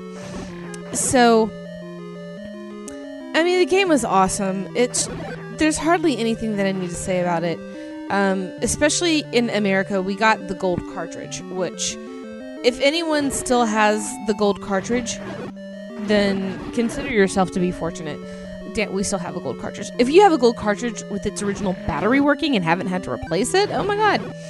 But one thing is that Miyamoto said he designed Link as sort of a coming-of-age type of thing with just a regular guy who strengthens himself up to overcome evil. And Zelda was named after Zelda Fitzgerald, who was the wife of F. Scott Fitzgerald, who wrote The Great Gatsby. I did not know that. Yep. You didn't know? Oh, I thought you meant Zelda. Meant F. Scott Fitzgerald. No. Yes, It's like, I know who what? that is. I didn't Yeah. realize that's where the naming came from. There were other different neat things that were involved in the Japanese version. Like, you remember the little whole thing where it said, what was the name of this stupid things with the big Pole's voice? No, was it Pole's voice? Oh, yeah, where they dislike noise. So Yeah. everybody thought you had to use the whistle. Yeah, but what you did is you actually You had to own a Famicom. well, because the Famicom on one of the controllers actually had a microphone on it that you could blow or shout into, and it would kill the Pole's voice. So you have to use weapons, of course, in the US one. The cartridge version that came out in Japan also used the memory management controller chip, the MMC1 model, so you could do bank switching, allowing larger games to be possible. And, another thing, too, that I was reading about this, too, is that the game itself for the disc cartridge, it was about 128 kilobytes. So it ended up being, at the time, a little too expensive for them to originally do on a cartridge. So, and like all of the dialogue was written in katakana, and the passwords were used on. Instead of the passwords, they used the rewritable data on the disc, so that's how they led to it being a battery save on the American version. And then we had the gold copy and lots of neat stuff. And of course, they sort of learned from the gaming magazines in Japan that people love gaming tips. So they did a lot of stuff in Nintendo Power. They had different tips in the book, the strategy stuff. And it's really one of the single best games there ever were. We've had all kinds of... I'm not even going to go into the sequels and prequels and stuff. But we've had other RPGs that, kind of bit off of the Zelda formula. Like we mentioned, Golvelius had some of the same elements that we talked about last week. There's Crystallis. There was a Seiken Densetsu series, Alundra. All of these RPGs really can owe their success to Zelda, for introducing people to that kind of genre. And, as far as the clones were going, like I was saying, we had... I think I did Newtopia before as a classic game. I do seem to remember that, yeah. Newtopia was a HuCard game for the PC Engine, and it's very much like a Zelda clone. It plays very similarly. Even if you want to go east, except for, the bumping into people to kill them, because Adol apparently can't swing a sword. He has to bone them to death. I'll do east another day. But, we've got all of these, classic characters, too. Like, we have Link, we have Zelda, Ganon, Impa, and I named my cat Midna after Twilight Princess, which was a good game, too. So, yeah, like I said, there were re-releases. There was the cartridge got re-released for the Famicom in 1994. And then there was... you could play it in Animal Crossing, remember? Although the only way you could get it was through an action replay. You had to do hacks or Hacksaw it. You had to have Link from Hyrule as your your town name was Hyrule, and because there was that internet resource that had like a code for everything.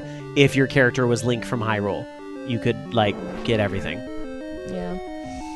And then there was also the Legend of Zelda Collector's Edition for GameCube. And then a Game Boy Advance version that, was that, and you also had the Adventure of Link as part of the Famicom Mini, or as we got it in America, the Classic NES series. There was a Virtual Console released in 2006.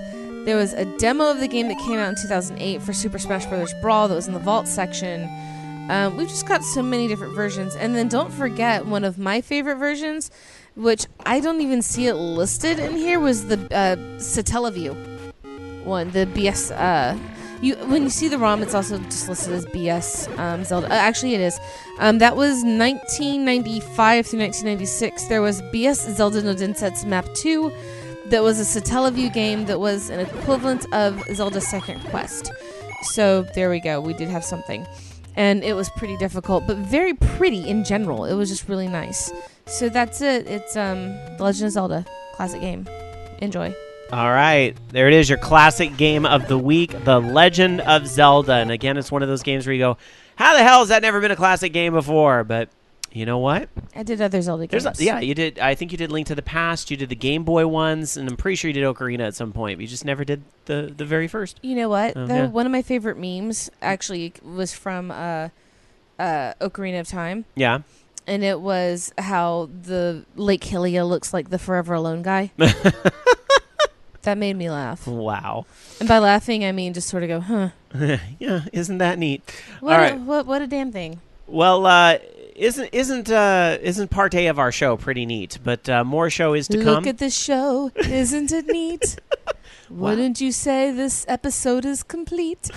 No. I didn't know we'd get Dark Sakura singing tonight, everybody. Take a shot. That's got to be in the drinking game, right? She never sings. I never sing. All right. Except when I end on a high note. Are you going to sing Let It Go for us? I know that's your song right now. You know what? Just wait till the cookie, because it's a different version. All right. And I'm not a soprano, so no. All right.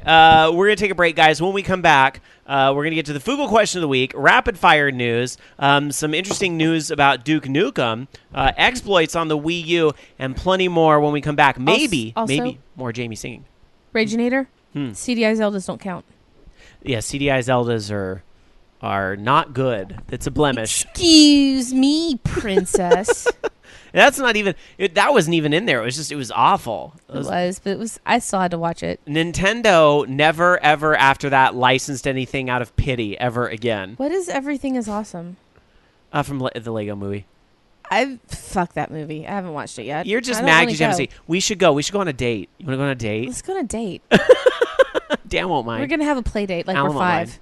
All right. Anyhow, we're gonna take a break, guys. We'll be back with more of Orange Lounge Radio right after this.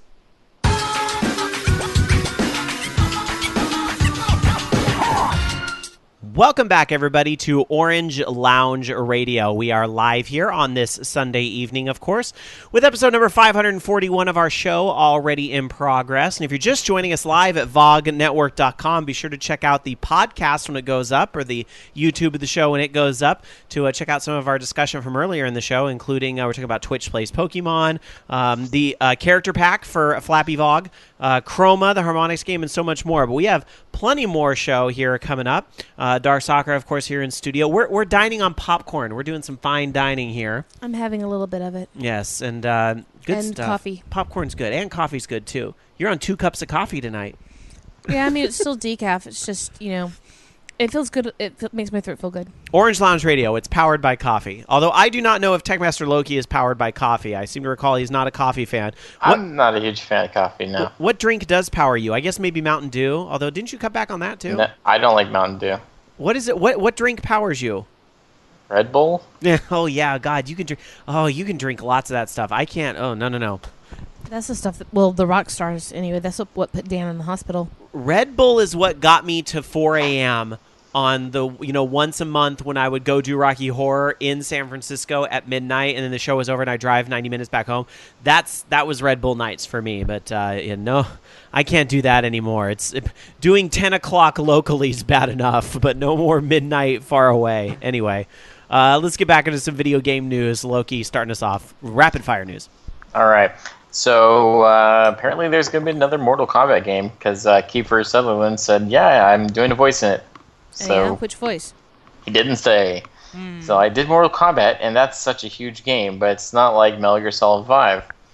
Well, so, I mean, of course there's going to be a new Mortal Kombat game. That reboot game did so freaking well. And, they did their thing last year with Injustice, and, now they can come back to a new Mortal Kombat game. Here's my fan wank, though. What if Kiefer Sutherland is doing Jack Bauer? I know, that would be sweet. Think about it. Why not? Freddy Krueger was in the last Mortal Kombat game, right? Yeah. They got a new 24 series to promote. Why not? Let him be Jack Bauer in Mortal Kombat. That would be badass. Of course, probably end up looking more like Stryker, who is one of the lamest Mortal Kombat characters ever. In my opinion, I'm going to get hate for that. I thought he was all right. So then here's the other cool thing. They had a new trailer for Wolfenstein: The New Order come up, and they also announced that it's going to be coming out in May now.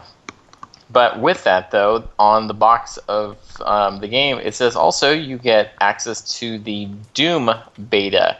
So, hey, guess what? There's going to be a new Doom game now. I thought I heard rumblings they were working on Doom 4, but it's kind of like, oh my god, it's really here type of thing. Yeah, like it's probably going to be coming out later this year, by the sounds of it. That's going to be crazy. A Wolfenstein and a Doom game in 1 year. Man, what is it, the 90s? Yes, Yeah, it's right. the 90s. And then last but not least, Humble Bundle 11 started last week, and it's got a bunch of great stuff in there. In fact, a lot of games I think we've played. Guacamelee, Dust and Elysian Tale, Gianna Sisters Twisted Dreams, The Swapper, Antichamber, and Monaco. Of course, Antichamber and Monaco are those ones that you get if you pay over the average. And then they still haven't even said what the other couple games are, because they always add stuff towards the end. Usually it's stuff from prior bundles, though. So if you buy them all like me, you already have it. But great cause. Those games, I mean, are so good. Like, I just please buy this bundle. I really don't know how else to say it. Yeah, Donate all the money to charity if you want. should All be right. good. Let's move on. Some more stories for you guys. A really cool mod for Spelunky. I was talking about that game a lot at the end of last year. Well, somebody has actually done a mod here. I'm actually going to see if I can play this video in studio. Of course, there's some stupid ad attached to it, but let me see if I can skip ahead from this and get into the mod itself. But apparently somebody has combined Spelunky with Metroid. Hot diggity damn. Somebody's got to do some stupid narration on this. All right, fine. I'm going to play it muted there. But yes, there's little Metroids. They all were over only in this. saying what we were thinking. Yeah, I know, right? When I first saw this, I said hot diggity dang too. So apparently what he did, he actually went through and reskinned the original sprites, and then he swapped out the music to actually recreate the look of Metroid. Well, all I see right now is a title screen. So I'm going to fast forward to the 5-minute mark in the video here. It's the 5-minute mark. And I can see. Okay, yeah, they've actually changed the little guy to a little Samus that's running around, and everything's like purpley. There's it's the Chozo statues that shoot things, and okay, that's really cute. That's kind of cool. I like that. That's really neat what they did to that there. It is cute. Yeah. So this is Joey 4Track who did this, reskinned these sprites, and actually swapped out the music too to kind of make it look a little more like Metroid. But obviously Spelunky, Metroid, very different games, but that's pretty awesome. Very cool. I like that. All right, anyhow, moving on. Story about Gran Turismo 5. Gran Turismo 5 will have its DLC go bye-bye on April 30th. Very strange. Why would you end DLC? I would think you would keep it out there forever, but I guess due to maybe licensing issues, because these are cars that they license or whatever, Gran Turismo 5, not only will the online play end up expiring in May, but April 30th will be the end of the DLC. So the racing car pack and the course pack, that's it. You can download and install a free supplemental piece of DLC, though, called Family Upgrade. That's the only way you're going to be able to access those after April 30th. Some DLC can still be reloaded through PSN, even if the local data gets erased. But, Gran Turismo TV also shutting down March 14th. So a lot of this stuff in Gran Turismoville going bye-bye, but that's because Gran Turismo 6 is where they want you to be right now, and that's what they do. Lastly but not leastly, we mentioned this last week on the show, but I just want to bring it up again. Ikaruga is now out on Steam, and the reason why I bring this up again is that it's based on the 2008 Xbox Live Arcade port, Xbox 360 controller port, support screen rotating and horizontal play, and the price, $10 in North America, is what this is going to cost there. So, pretty cool. Ikaruga now available on Steam. Dark Sakura owns this game about 4 times. Is there going to be a fifth? Why can't they just give us a Radiant Silver Gun? Also, just want to say the Steam version also features the double play mode that lets you beat the 2-player game with just one controller. Have fun. Good luck. Moving on, Dark Sakura. Well, it's about time. The Year of Luigi is going to conclude on March 18th, and the Miiverse communities that are attached to it will be closing. You know who says so? Miyamoto says so. That's who. It'll always be the Year of Luigi in our hearts. It'll always be the year of Luigi at DJ Ronna S's house. It'll always be the year of Black Luigi during the Skype segment here on OLR. Yes. Also, in other news, Super Smash Bros. Has a new character, and that's for the 3DS and Wii U. It will be Diddy Kong. Yay! I wish they'd just give us new characters. I mean, I guess Lil Mac was new, right? That was actually a really funny trailer. Yes, he is brand new and in high demand. But I'd rather have brand new characters than, oh, hey, look, this character's back, and this character's back, and this character's back. What brand new Nintendo characters? They haven't really had... There is a lot that hasn't been in Smash Brothers. A submarine from Steel Driver? How about Geno? There's a good start. Fair enough. Can I continue? Yes, after Loki and I are done arguing, and we're done. Men. And also there will be Hatsune Miku Project Diva F. It's going to have... we've got an update in the release date. It's going to be out March 4th in North America and March 12th in Europe. And it's going to be $30 on the PS Store. And on top of that, even though it's not cross-buy, Sega has said that any DLC purchased for the PS3 version will automatically unlock on the Vita. And that's including the Snow Miku 2013 set, the extra songs, and extra character modules. And that's it. Get your Miku on. By the way, you know what I found today? What? When I was looking for parodies of Let It Go, and then I found the Japanese version, I found someone who had done it for Vocaloid. Oh. It was pretty cool. That's funny. All right, well... and to go back to characters that have not been in Smash Brothers that could easily be in Smash Brothers, how about...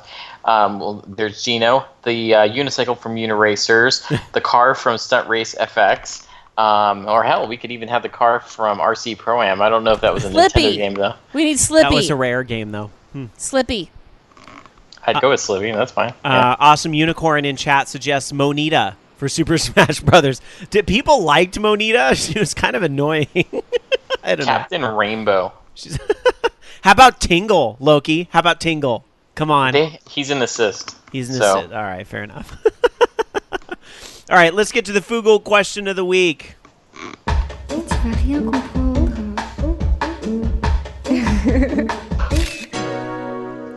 You take Facebook, you take Google+, you slam it together, you get Fugle. And our question, excuse me, I have a cough. Radio guy's worst nightmare. Help. Rob, don't die. Please don't die. And by the way, Ramna, I can't link you the Vocaloid version because I have it saved on my computer at home. Okay, this is why I should not eat popcorn during the show. Shame on me. Anyhow, let's get to the Fugle question of the week. Every week, we ask you guys a question on our Fugle communities, and you guys answer it. So this week, we decided to go off the success of the Chroma announcement and how everybody's talking about that.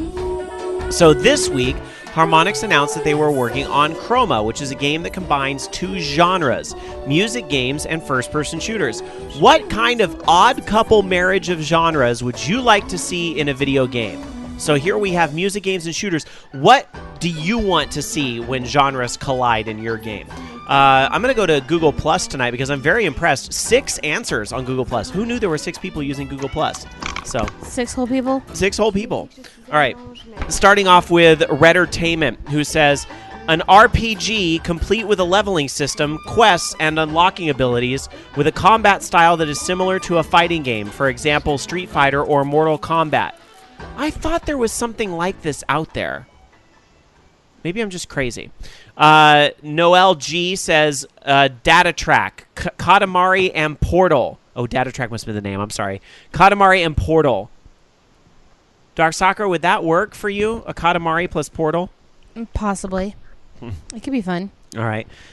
Going to Act Deft, who says, are there any combinations who haven't been done already? I mean, Chroma does break the mold, but outside of that, I don't know of any combinations that haven't been done already. Maybe a fighting rhythm game, but that's probably been done too. I feel like there was one of those many times. At one point. Def Jam Icon, for example. All right. Sorry, guys. I'm trying to troubleshoot another issue here.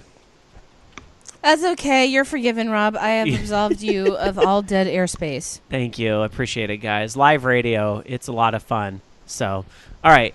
Anyhow, moving on to the next question the next answer on Google+. Our friend Renee. Oh, I miss her face so much. If you're out there listening, Renee, I miss your face. We need to hang out soon. But Renee replied and said, survival, horror, and puzzle. Think Candy Crush Saga on rails. Okay, when I hear Candy Crush Saga, I'm going to admit I get a little like, but what about like Bejeweled in Hell? That's kind of cool. That might be interesting. You play with soul gems. Isn't that sort of like Puzzle Quest? Puzzle Quest is more like RPG and puzzle, but survival, horror, and puzzle, like, I guess there is a part of me that kind of thinks of maybe like Phantasmagoria, if you want to get old school, because that was like an old, like that type of puzzle game was like a 90s, Sierra. But anyhow, I still what about trivia and survivor horror? Answer the question or die. You don't know, Jack just got real. This sounds like the type of game that Dark Sakura would create. It's like correct grammar or death. Like, you will learn to speak proper English, bitch. I really think you should make this game, Dark Sakura. Correct grammar or death. The only way to win is not to play. This could be your last visit. YOU''RE. Death. It'll be like, what's that, Earthworm Adventures, except it'll be like Deathworm. That'll be my game, Deathworm Adventures. All right, Travis H. says, how about a modern-day builder like SimCity meeting a real-time tactical like C&C or Red Alert? Once you've built your proper city, you log into a multiplayer server and defend or attack other cities as well and preserve and protect humanity in your own. Kind of like EVE on a much smaller or personal scale. I like that idea. That's really cool. Yeah, people have got some really unique ideas, it sounds like. It kind of also sounds like Civ to me a little bit. I mean, maybe not as action-oriented as what you're thinking, Travis, but I don't know. That's where my mind went. Our buddy Jason is over on Google and saying, a typing trainer and Rails shooter. Oh, typing at the dead. Yep. Typing trainer and platformer. Oh, Mario teaches typing. Typing trainer and parkour, I guess. QWOP. Mm-hmm. Yeah, QWOP. All right. Let's see. Moving on to some of our Facebook answers here. We have Gamer Girl who says puzzle and RPG. It just seems like a good idea unless it's already been done. Been done. Puzzle Quest would be my answer there. Which is a fabulous little game, Gamer Girl. If you haven't checked that out, it's on like every freaking. It's on PC. I'm sure it's on Steam. Every console, mobile, everywhere. KJ submits a haiku. Well done, KJ. KJ says, I want to play a horror music rhythm game. My name is made up. I think that's because I always mispronounce his name when I read it there. You get KJ now. How's that? They already have it. Right. What is a horror music rhythm game? Rock of the Dead. Oh, good thought. Good thought. All right. It was terrible, but it is basically House of the Dead, or even Typing of the Dead, but with rock band instruments or Guitar Hero instruments. Andy R. says, a strategy RPG and a third-person shooter. Basically, I want Sega to stop making Hedgehog stuff and make Valkyria Chronicles 4. Understood. That is a worthy response. Understood. There should be another Valkyria Chronicles. Degenerate Johnny says, I'm fairly certain that this has been done before, but I'd like to see more RTS shooters. A game in which you command armies overhead, but you also have the ability to take control of your units from their perspective. A nice balance between macro management and micromanagement. Does that game exist that you know of, Loki? Which one? An RTS combined with a shooter. You command the armies when they go to battle. What about, like... Yes, that is... Actually, they already have a few of those. There's an indie game that's like that. I know. I can't remember the name. And there was one on 360 that was released by Sega, I want to say. I'm thinking super old school, but Archon kind of makes me think of that. Although it's not really a first-person shooter, but there was, I think, a Command and Conquer game. It was like Command and Conquer Generals, I think, was like that. Yeah. All right, moving on. Unfolded Raptor or here, Starhawk was like that. Oh. Unfolded Raptor says, I want to see a Cabela's big game RPG. You go around the world hunting down beasts, and you have to level up hunting rats at first, then hunting skeletons and goblins. Guns can be upgraded, and there would be stats and skill trees galore. You can outfit your hunter with different armor, shoot magic out of certain guns with lightning, fire, ice, etc. Your main goal of the game is to kill an evil family of dragons that have captured all the deer in the world and to set them free, so Cabela's Big Game Hunter 2015 can exist. If you fail, the series ends forever. Well, I know Dark Sakura would play that and purposely fail. Yep. Trihexan, maybe? It's kind of close. It's the only thing I can think of. Raginator says, I can't think of a serious answer, so I'll go with the strangest, most whacked-out answer I can come up with. How about a zombie game like Left 4 Dead combined with a music rhythm game like Space Channel 5 Part 2 and a Japanese dating sim? You play the role of a zombie, and in between eating human brains, you try to win the decaying heart of another zombie with a dance-off. Was that Lollipop Chainsaw, maybe? It just didn't really have the music part? All right, anyway. Renee answers, saying, I don't remember it being in existence, but I'd love to see a fighter rhythm game. Def Jam Icon. There you go. Fifth Dream says, I'd love to see a virtual pet / puzzle game. Imagine raising a tetromino from birth, teaching it, playing with it, feeding it, and depending on the kind of food you give it, whether you train it to behave well and its intelligence level, it might evolve into an L shape or a T shape, or if you're lucky, the coveted straight piece. Then when it reaches maturity, you send it off to fulfill its destiny, falling from the sky and completing lines with other tetrominos. Best game ever. Fifth Dream, there is a virtual pet puzzle game, and it's huge in Japan, and I think it's pretty huge here. It's called Puzzle and Dragons. It's on mobile. I thought it was stupid as hell. I tried playing it. I thought it was dumb as hell. I don't know why this is so popular, but it is. Maybe you'll see something in it I didn't, but I kind of ranked it right up there with Candy Crush, to be honest. But that is, although not as cool as what you're describing, Fifth Dream, it is a virtual pet meets puzzle game. And lastly, Austin S. replies and says, dating sim / survival horror / FPS. That's very similar to Raginator's answer. Be careful who you date because they may be out to get you. Alternatively, your waifu could help you progress throughout the game. Well, they do have dating sim and shooter. Yeah. Remember Galgun? Yeah. Oh God, yes. Yes.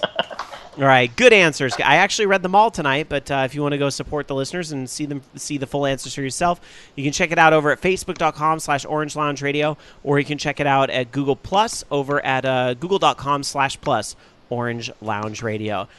Akuma JP in the chat says, I love it, Puzzle and Dragon. Is it just the version here we have sucks or something? Like I would believe that the Japanese version is better than what we have, but yeah, I think it's kind of bad. But again, I just, everybody's welcome to their opinion. All right, back to some more gaming news. Loki. So Gearbox has sued 3D Realms and Interceptor over their brand new Duke Nukem title that they were teasing. I don't remember the full title for the new game, but it's supposed to be like a RTS, I think, or something like that. Anyways, apparently Gearbox, isometric action role-playing game was the new Duke Nukem, which sounds kind of terrible, but okay. Apparently it's because Gearbox actually purchased the rights to Duke Nukem back in 2010. And I guess they're saying that 3D Realms is attempting to relicense the IP that it already sold, and in the process has infringed Gearbox's copyright. And Gearbox, of course, honestly shouldn't have the copyright after the terrible game that they made with Duke Nukem Forever, but that's another story. I guess they're saying that because of this, they're trying to stop the creation of that new game. So, yeah. I don't know. I think that, if that's true that they did actually sell the rights to Duke Nukem, then I guess there's not really much they can do. Yeah. But, if they licensed it maybe just for that game, maybe that's something different. I'm kind of surprised that 3D Realms and Interceptor would have gone as far as they did without thinking that they have the legal ground to do it. I gotta think that they must have licensed it just for that. I have a feeling it's just for that game because, we've had the Duke Nukem 3D being re-released, and that was done by Devolver Digital, and they obviously had licensed that. So there's been licensees since then, unless that was a whole separate thing. I don't know. What's Gearbox really going to do with it other than poo-poo on the whole franchise again? I mean, I don't know. Well, Bobby Blackwolf is in chat wanting to stick up for Gearbox a little bit, saying, 3D Realms made most of the Duke Nukem Forever game. Gearbox just finished it. Well, there's that. Dungeon Buster says the filed lawsuit for this has quite a bit of legal snarkiness in it. And Nemesis47 says, I actually enjoyed Duke Nukem Forever despite the reviews. So I tried. It just kept crashing on me. Yeah. All right. Those comments from our chat room over at live.vognetwork.com. Well, this will end as it always does. Settlement, right? Right. Somebody will get paid. Then it'll be a settlement. There it is. All right. Moving on to another story. And this was mentioned in tonight's intro, and we're finally getting around to discussing this. But it's more of the impact of this fucking little mobile phone game that we would have never given a second thought to had it not just caught on like crazy. And, of course, it is Flappy Bird. Still going. But here's the thing, and here is why Flappy Vog will never come to the App Store, because apparently Apple is starting to crack down on the use of Flappy in the App Store. Some developers are saying that they are submitting apps that have the word Flappy and they will get rejected by Apple. One of the folks speaking up, John Carpenter, who tried to do Flappy Dragon. And Apple replied and said, this isn't happening because, and they cited different reasons. We found that your app and or its metadata contains content that could be misleading to users, which is not in compliance with the App Store guidelines. We found your app name attempts to leverage a popular app. So even though Flappy Bird is gone, they're still trying to, shoot down that name. Can we call it Fappy? He could call it Fappy Dragon. And I like that they say that now. Meanwhile, how many years has the App Store been around, and how many games have we had based on Angry Birds or, Doodle Jump or Cut the Rope or any of those other popular apps? Well, yeah, it should be noted that there's already a crap ton of these on the store, but some are changing their name. There's a very popular one called Flappy Bee that changed its name to Jumpy Bee. I don't know. We don't know if this was due to Apple pressure or just a lot of times people proactively change something out of fear. By the way, don't just blame this on Apple, because Google reportedly doing the same thing. Apps being submitted to Google Play that say Flappy in the title are being denied, saying spam. So interesting. So time to come up with a new word. What would we have to call? Here's a question for the folks here at OLR. Let's say Bobby decided to make Flappy Vog for mobile. He's not gonna, so don't get your hopes up. But let's do some Flappy Vog fanfic. Let's say that Flappy Vog goes to mobile. Since he can't use the word Flappy, what will the game be called? Vog Splat. Vog Splat? Vog Splat. I like Vog Splat. Loki, what would this almost begs for a list. I don't know. I should have planned one for tonight. Loki, what would Flappy Vog be called? Vappy? Vappy Vog? I don't know. Crappy Vog. That's it. Crappy Vog. Crappy Vog. Hold on, I haven't done one of these in a while. Hold on, I did think of something we could do this year. I'm gonna do a live poll. So wait, we have Crappy Vog. Okay, that's a good idea. What was the other one that you said? Vog Splat. My submission will be don't flap it up. Ha ha ha. And what did you have, Loki? Vappy? Zappy. I think that was Vappy Vog. Do we have one more for this? All right, I guess we'll run with 4. So there you go. So we're gonna go to it. Let's see if I can get it to it. We're gonna ask the audience right now over at live.vognetwork.com. We want your answer. What would Flappy Vog be called on mobile? Would it be Crappy Vog, Vog Splat, Don't Flap It Up, or Vappy Vog? Answer now over at live.vognetwork.com. I have a 50% chance. All right, I don't think the game's crappy. I just think it's funny. I think it's just funny to call it Crappy Vog. Ragenator in chat says, try saying Vappy Vog fanfic 5 times fast. All right. We'll get those answers and read the winner here in just a minute. Meanwhile, let's go to our next story, which is Dark Sakura. That is me, isn't it? Well, how about and we did talk about apps just a moment ago, and this does play into the whole Google Play thing, is that there actually have stated that the number of Play apps, Google Play apps, has quadrupled in 2 years for the ones that contain malware. The number of apps that had malicious code in them in 2011 was 11,000. 2013 it's 42,000. And of course, the number of apps on Google Play grew from 250,000 to 1 million apps within those 2 years. So that's basically about 4% of the apps on Google Play have some sort of malicious code. So just make sure it's reputable, read reviews. And by malicious code, they mean cat pictures. No. Well, I'm sure there's a lot of cat picture apps that would then inject malicious code. It's really sad to me how much this crap is out there, and I really wish Google would do more to crack down on it. I realize some people do not like how cramped down Apple's store is, but on the bright side, very few. Nothing is foolproof, but very few of the malware gets through on Apple comparatively. So it's unfortunate because it makes people just not want to install anything, and that hurts the indie developers, right? So, all right. We'll do one more story, then we'll go to the results of our poll. Loki? I'm curious.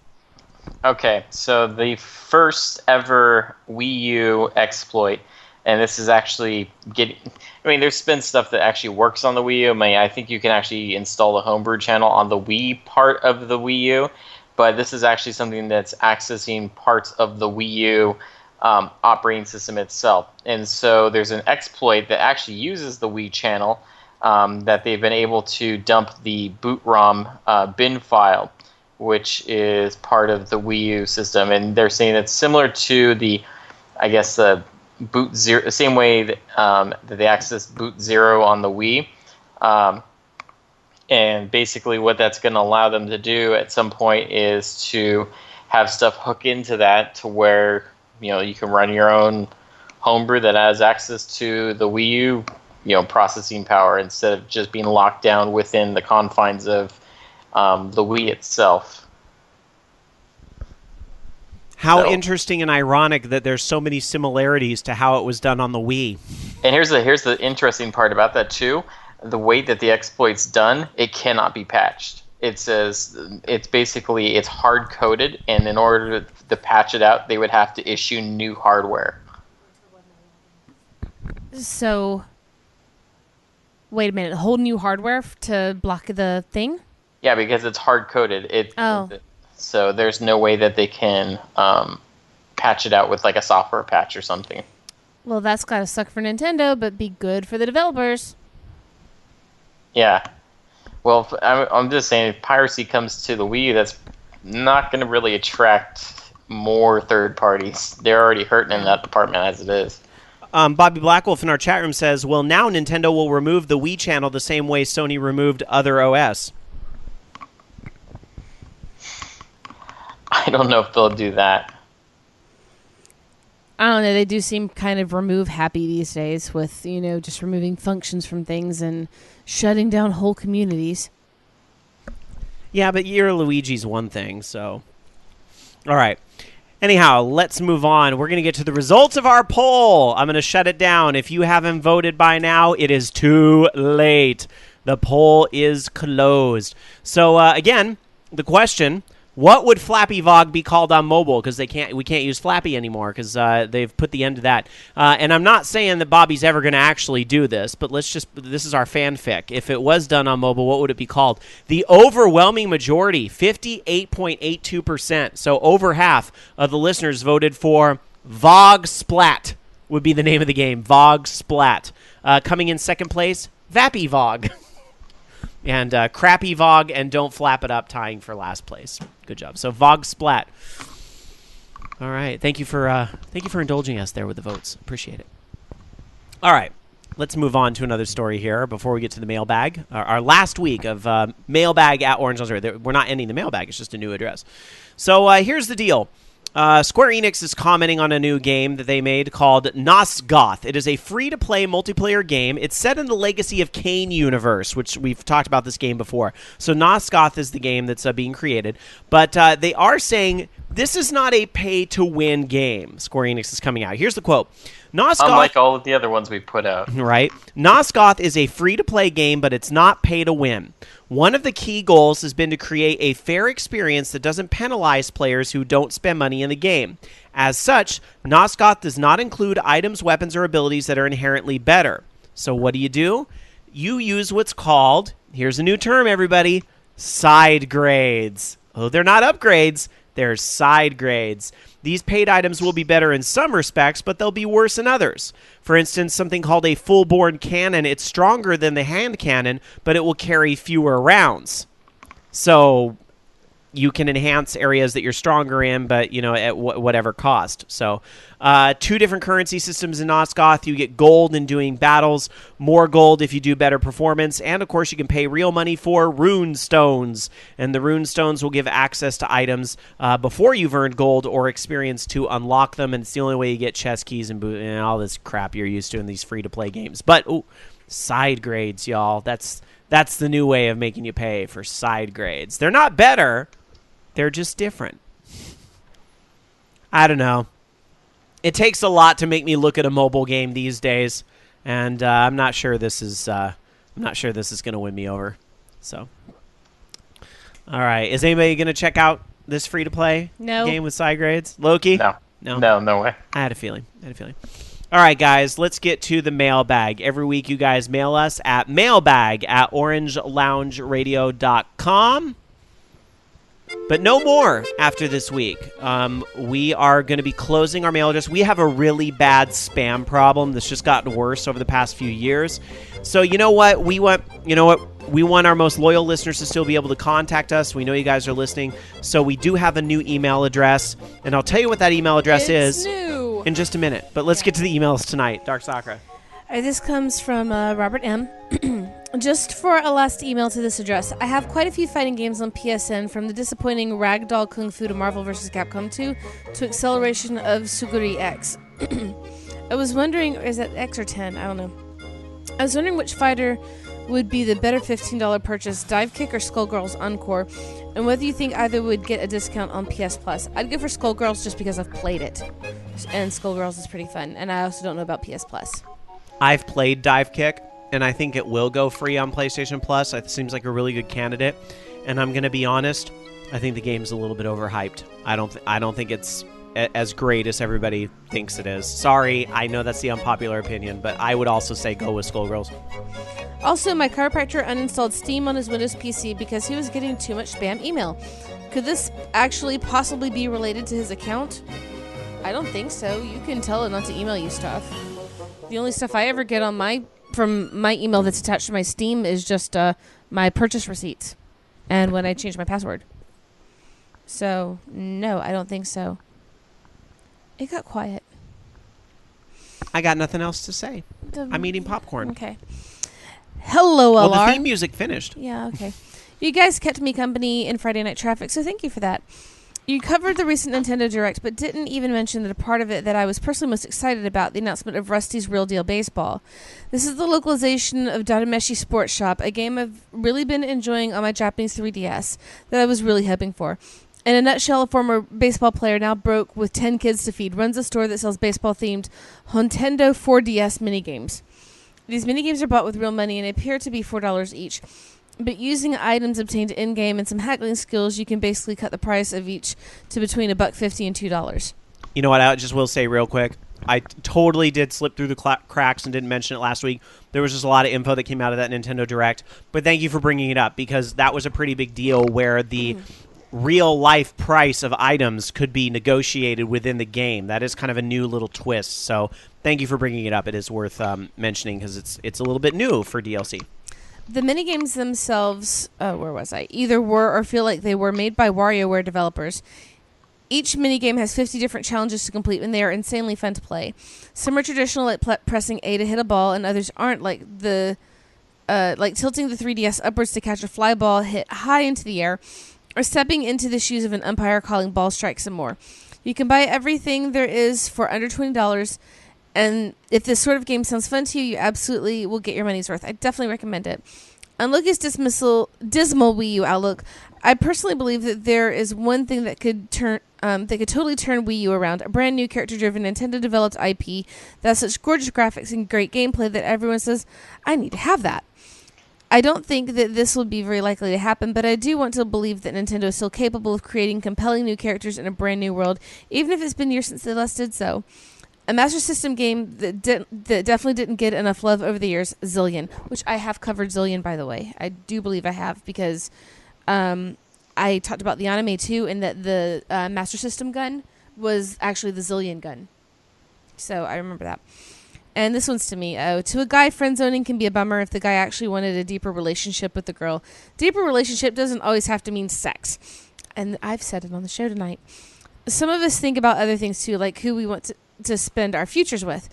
And my rebuttal with that is that I don't believe that it's right to go after, to have a, what's the way to say this?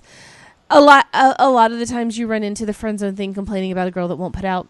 But at the same time, when you're looking for the person to spend the rest of your life with, I don't always think that going into something with the expectation of long term is healthy to start a relationship off of from the very beginning. Would it be fair to say, just as a piece of general advice, and I'm not directing this at the emailer, I'm just saying in general, a good piece of advice would be don't be creepy? Yeah, don't be creepy. Because I'll be perfectly honest, what attracted me to Dan, we went into our relationship with no sort of long-term thing in mind. I mean, we were pretty sure that we were going to stay together, but we went into it without, we were friends first. That's what made us great. And we are still friends, but we also have a very, very deep, loving relationship. But we were friends first. Alan and I were friends on a website that's now archaic to many of you. We were friends on a site called LiveJournal for 4 years, and we were just LiveJournal pals. Because of the nature of LiveJournal, which was a very popular blogging site back in the day, because of the nature of that site, we knew a lot of things about each other's lives, but we never met. And then when we met at Video Games Live, of all things, it was kind of like, oh, hey, we should go out on a date sometime. All right, cool. Yeah. Well, see, and that I think is ideal. How many truly successful relationships do you see coming out of people just getting together for the sake of romanticism? If you're going to spend time with somebody who is going to become your your long-term partner, it makes sense, I think, to have, what's the word I'm thinking of? To have a connection to them on a personal level before you go any deeper. You have to hit the surface before you can, go further. But you know what? There's also something very important we have to bring up is different strokes for different folks. And don't take that the wrong way, but some people hook up and spend the rest of their lives together as a result. That's true. It happens. It does. It just depends. I mean, so what Dark Soccer says, that works for a lot of people, but for some people, you know what? They do it, and then it's like, hey, we should get married. It's just, my point is, don't go. This is how I feel. This is how I feel, and this is the advice that I would give based on how I feel. So don't take it as me laying this down as absolute psychological doctrine, okay? But I think that meeting a person with the expectation, and this is a problem I actually have with a good friend of mine who you know. Don't go into being friends with somebody with the expectation that you are looking at your life partner. Don't go into meeting somebody with the expectation that this is somebody that you're going to want to date, that's your first thought. Value them as a human being first. That was some good advice and gossip. Well, I'll tell you more about that later. All right. Because, it made me really pissed off when I found out that was going on. I'm still pissed off, actually, today. I really am. It really does anger me. Breathe in, breathe out, and get back to the emails if you could. Rob, were you trying out Taiko no Tatsujin at Playland Japan? When you were trying out Taiko no Tatsujin at Playland Japan, did you also try Bishibashi? I've played Bishibashi. No, I didn't, because we weren't going to spend too much time there because we were going to dinner before they closed. We got there kind of late. If not, you need to go back. Maybe have someone show you. I nominate myself. Hit me up as this can be arranged. All right, well, let me know when you're in San Francisco next, buddy. Flappy Vog is hard, and I think I need some Game Genie codes or something. Please don't friend zone me, YYR. Talk to Act Deft. Act Deft is streaming the game on Twitch and giving tips. And Bobby said, you have to hear Bobby's comments on it. He's like, it's the most surreal thing I've experienced. And yeah, that's awesome, though. That's great. Yeah. And for the record, I wasn't trying to go too much on the friend zone thing. It's just that hits a bajillion bad raw nerves for me. And it's... Sure. Being friends with somebody should never be a bad thing. It should never be put in a negative light. I like being friends with all of my friends. And I like hating the people I really hate. I don't hate anybody, really. I'm friends with Dark Sakura, and it's great. And and we're gonna have a friend date. Yes, we're gonna go on a date, and there will not no sex, no pressure, no, because that would be weird. That'd be beyond weird. It's just not play date. It's not in the dictionary. We're gonna have a play date and play with Legos. It would be like dividing by zero. Sex with you is dividing by zero. I'm all creeped out now, Rob. You have to read the rest of the emails. All right. Okay, I am the same person that got freaked out when I saw you playing Spin the Bottle and Kiss a Girl. I was drinking, all right. You were drinking. But weren't you good getting back to the emails over there? Yeah, I was. And it's kind of funny because, never mind. Hey, gang. Oh, sorry, I have to say this. Black Wolf is in chat saying, the guy who made Bungie ferret tossing said my game was hard. Has he not played his game? Ooh, little shade there, but I like it. Hey, gang. I'm the type that loves a good story in a game, and if it has that, I'm hooked. I'm not the sappiest of guys, but I can tell you that after completing To the Moon, it was hard for me to tell my fiancé about it without getting choked up. If you haven't played it, do so. I know it's been out for a while, yet it was a game in my backlog that I've been craving to complete. It's 4 hours long of 16-bit style graphics that has one of the most amazing stories and soundtracks I've ever played through. This small little dev, Freebird Games, keeps up the great work because this game was simply fantastic. Apparently they are doing a kind of sequel called A Bird Story. Get your tissues and popcorn ready. That's from Travis. And for the record, I am about halfway through To the Moon, but I think I lost my save. So I have to start over. And it really, I did actually have to stop playing for a little while and have a sob fit. I am like right where you are, buddy, where it's like that game has been sitting in my backlog and I really need to play it and I just haven't yet. I will. That was a very good endorsement. It's such a good game. It really is such a good game. Although I really put it more like in the realm of a visual novel because there's not really, you just walk around and explore. It's just the RPG part of it. Hi, OLR. It's your favorite emailer, Raginator. That's what he said. It was a equal P. I mean, a colon P. A raspberry. Yeah. I just thought I'd send you a quick random question. If you were to stick Paul W.S. Anderson, Uwe Boll, and Jack Thompson into Gitmo for crimes against gaming and do some geek-centric torture to them, what would that entail? Playing Yaris for 96 hours nonstop? Play Superman 64? Please give a reason for your answer. Thanks. Wait, what are my options again? Well, I think those are just suggestions. Oh. I thought that was a multiple choice question. Playing Yaris for 96 hours nonstop, play Superman 64. What geek-centric answer version of torture? I would make them listen to every episode of this program. So would I. I would make them listen to our drunk show on repeat. While playing Flappy Vog. With NWA playing in the background, since it's Thompson. Fair enough. Loki, do you have any ideas for geek punishments? Geek punishments? Yes, for these folks that have committed crimes against game-manity. I have no idea. And make them play Dungeon... Was it... what's that Dungeon game that we really hate now that EA just re-released again? Oh, yeah. I know what you're talking about. Dungeon Master or something like that? Yeah. Have them play that in real time. I do agree with SSJ 100 Matt, however. How about just ignoring them and not talking about them ever again? That is the ultimate torture. Lock them in a house with Ed. Make them dress as Tingle. Lock them in a house with Ed. That's a good answer. Ed and his jackhammer. All right, fair enough. They have to go live with Ed. There was one last bit to the email. Oh, is this the official last email? Yes, there was one last bit to the same email. Oh, one last bit to the same email. This email was brought to you by Yummy Delicious Bacon. Bacon all the things.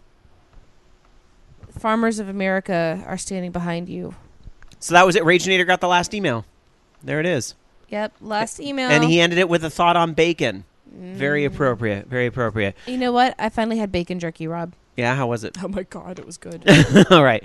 Well, anyhow, after a long, I don't know what it's been, like 12 years running, we are going to close a mailbag at orangeloungeradio.com. But, you know, what is this show all about? What is the thing we ask you guys to do every week? What do we like to think kind of makes our show unique amongst all the podcasts out there? That keyword is participation. So the new email address to reach our show is participate@orangeloungeradio.com. But not precipitate. Yes, not to be confused with Because precipitate. we don't want you to rain. So the new email address to reach us, and you can email us so we can read the comments next week, email us at participate@orangeloungeradio.com. There you go. All right, so let's get to the FUs of the week, because not only do we invite your participation, but we also invite our anger.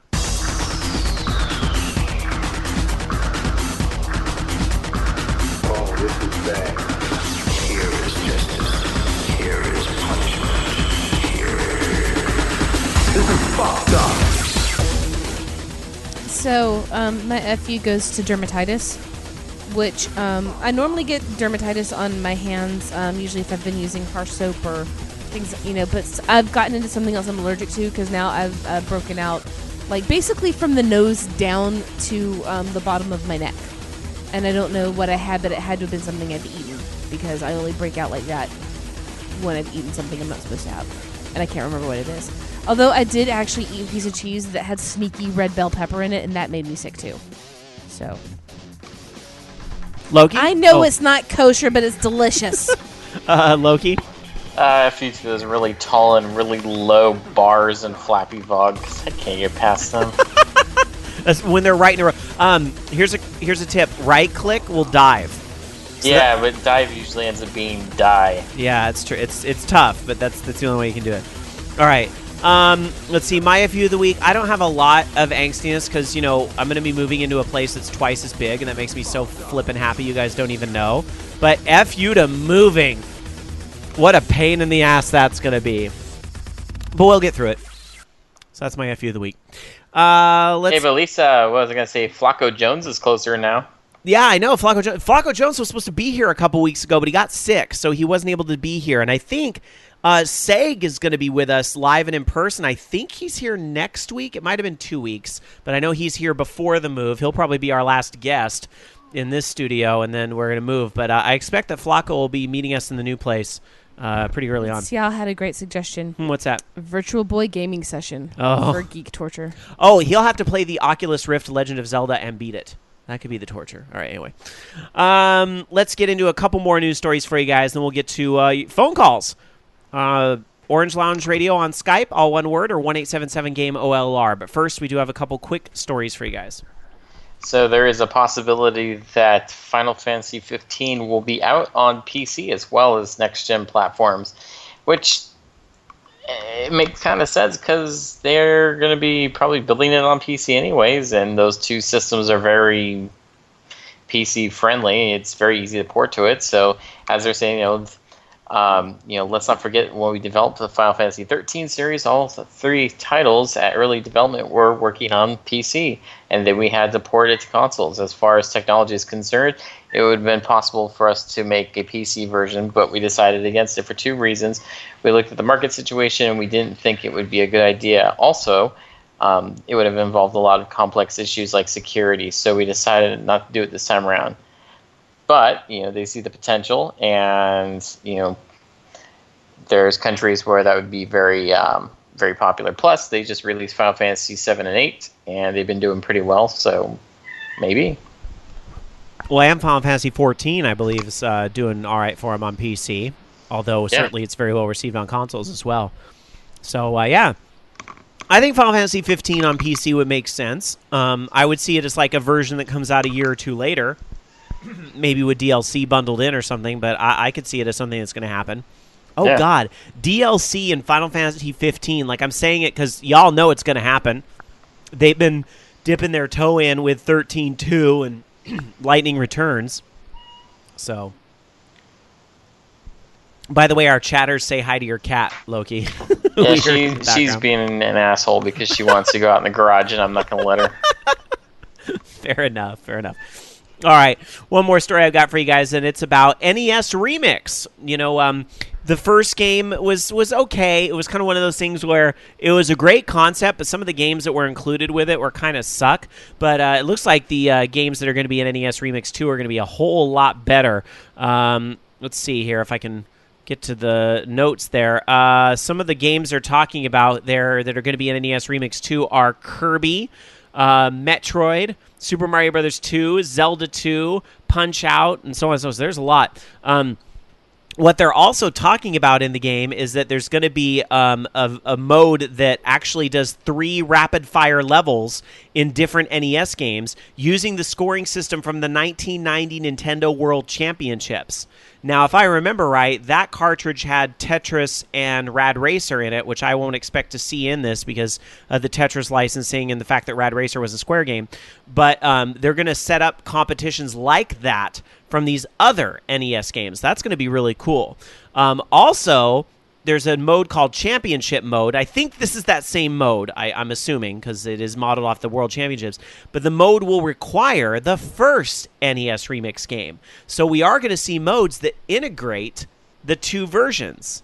That's going to be very interesting. Did you see the one, though, that combined like different games together? Like they had one that was like, I think it was like Adventure of Link, and they had the Boos chasing after him. They did kind of some things like this in NES Remix 1, though. Like, you would play as Link in Donkey Kong, which was very annoying because Link can't jump. But it was kind of like, I think it was more like they tried it a little bit, and now they're taking it a step further.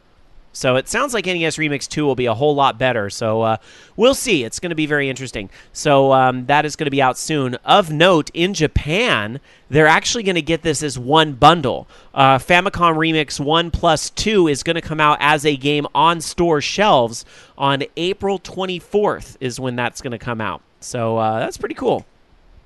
Famicom Remix 1 plus 2 in Japan on store shelves April 24th for, it looks like, 28.58 yen.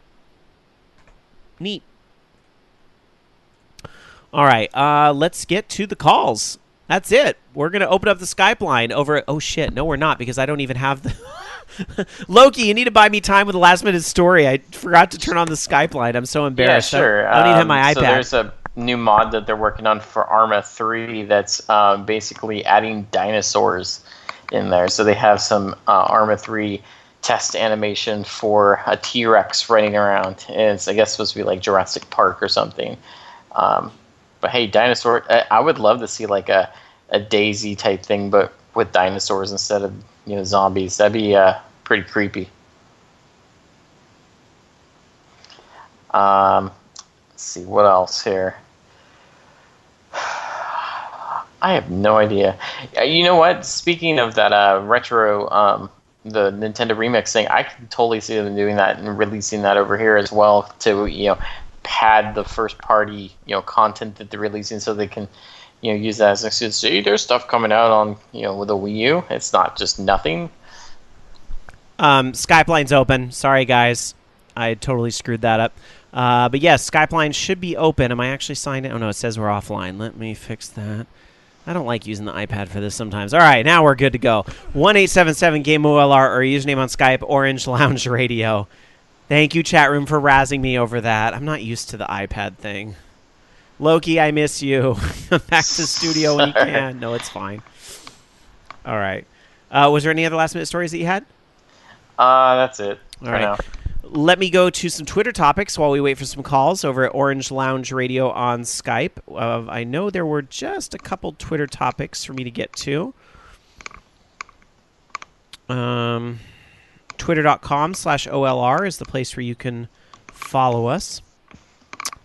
And let's see. I always mispronounce this name, and I'm so sorry, buddy, but it's Searcher. sends us a tweet that says, "Is Loki OLR ever going to get a decent microphone headset?" Well, I think we talked about that a little bit earlier in the show. You sound a lot better tonight. There's not like the fidgetiness that we had last week. I don't hear that tonight, so that's good.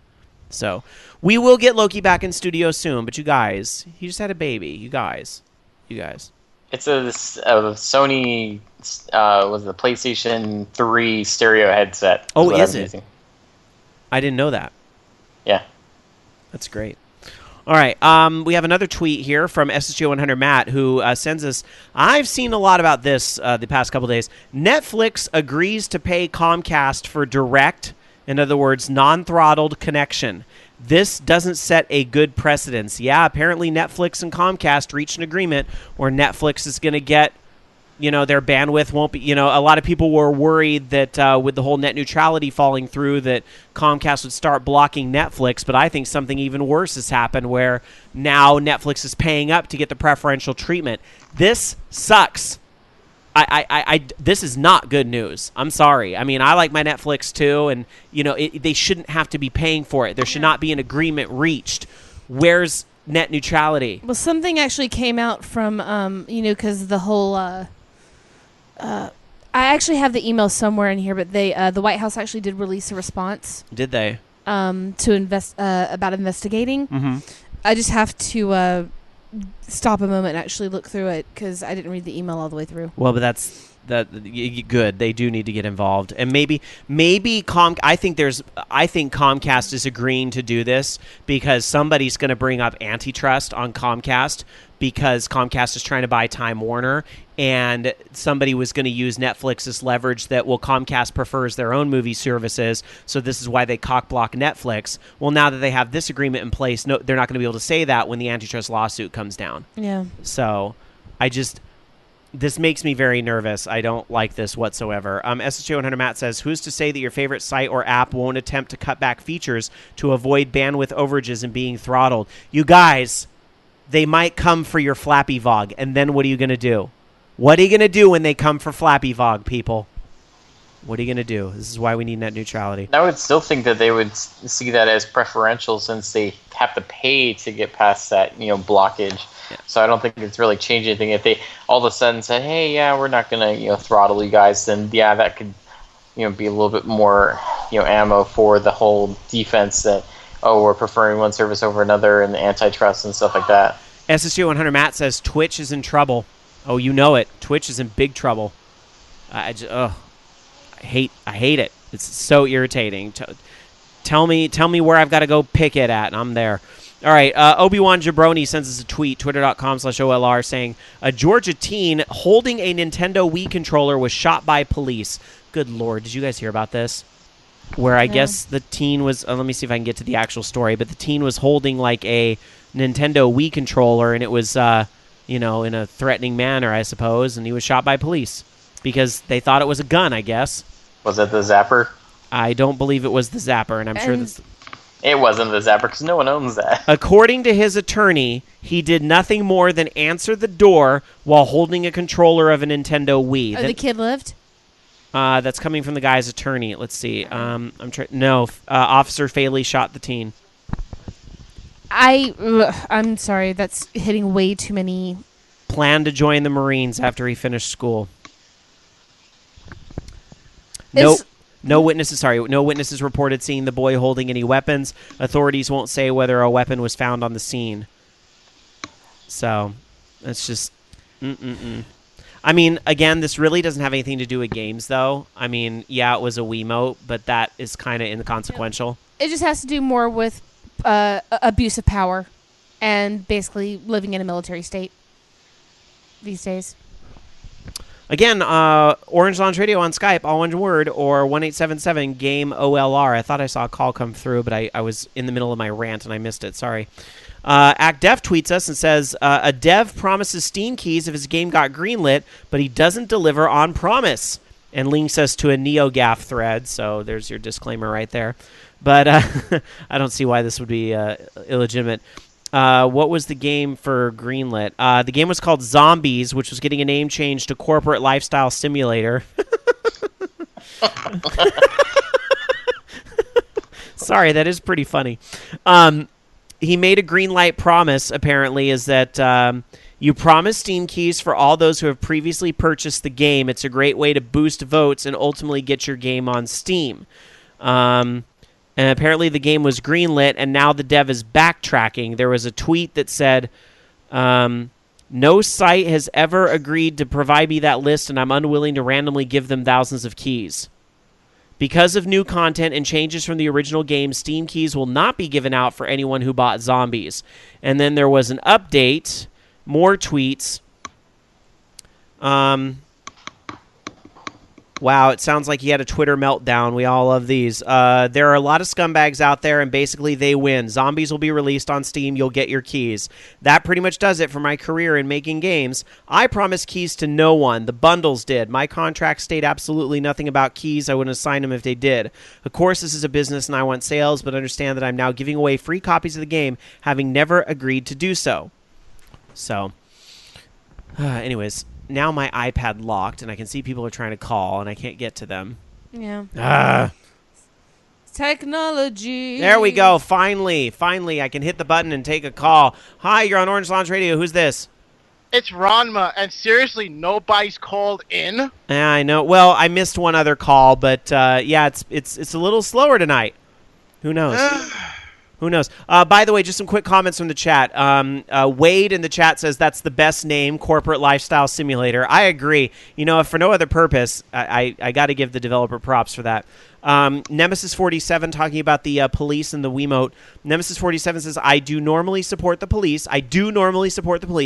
This case, the cop was in the wrong, and if proven, he'll serve his life in prison. Awesome Unicorn says, I believe the cop was a female. She was serving some sort of warrant against the father and immediately realized her mistake and broke down. Not that really changes what happened. So it's just still I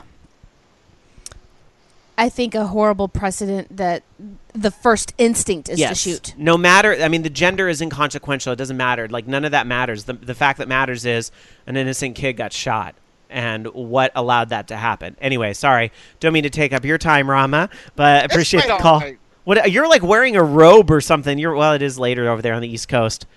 Well, yeah, because I do have to get up at 6:30 in the morning for work. So. Yikes. It could be a smoking jacket. Is that your smoking jacket? Depends on your what smoking is. Depends, you know. You gonna stay up till 4:20? All right. I always do. What else was I going to ask you? Oh, the Year of Luigi ending on March 18th. Are you okay? Do you? Yeah, I'm fine with it. Year of Luigi is going to go out with a blast for me because that's one of the reasons why I called in. Please tell us. Please explain. What's the reason for your call tonight? Well, ever since the whole Black Luigi thing went up and running, I decided to work it for what it's worth. So, at Katsucon, I decided to debut a brand new cosplay. I can't think I have any pictures of it, but I will put it together for photos. I decided to do Dr. Luigi. It's very topical, too, because Dr. Luigi, of course, was released on Wii U not that long ago. So, I mean, it makes sense. Yes. I thought I saw a picture of you as that somewhere. It was awesome. Might be. But this is what I did. I did things a little bit differently. What I did was I walked around with my clipboard and a big box full of chocolates and gummy bears and this and that.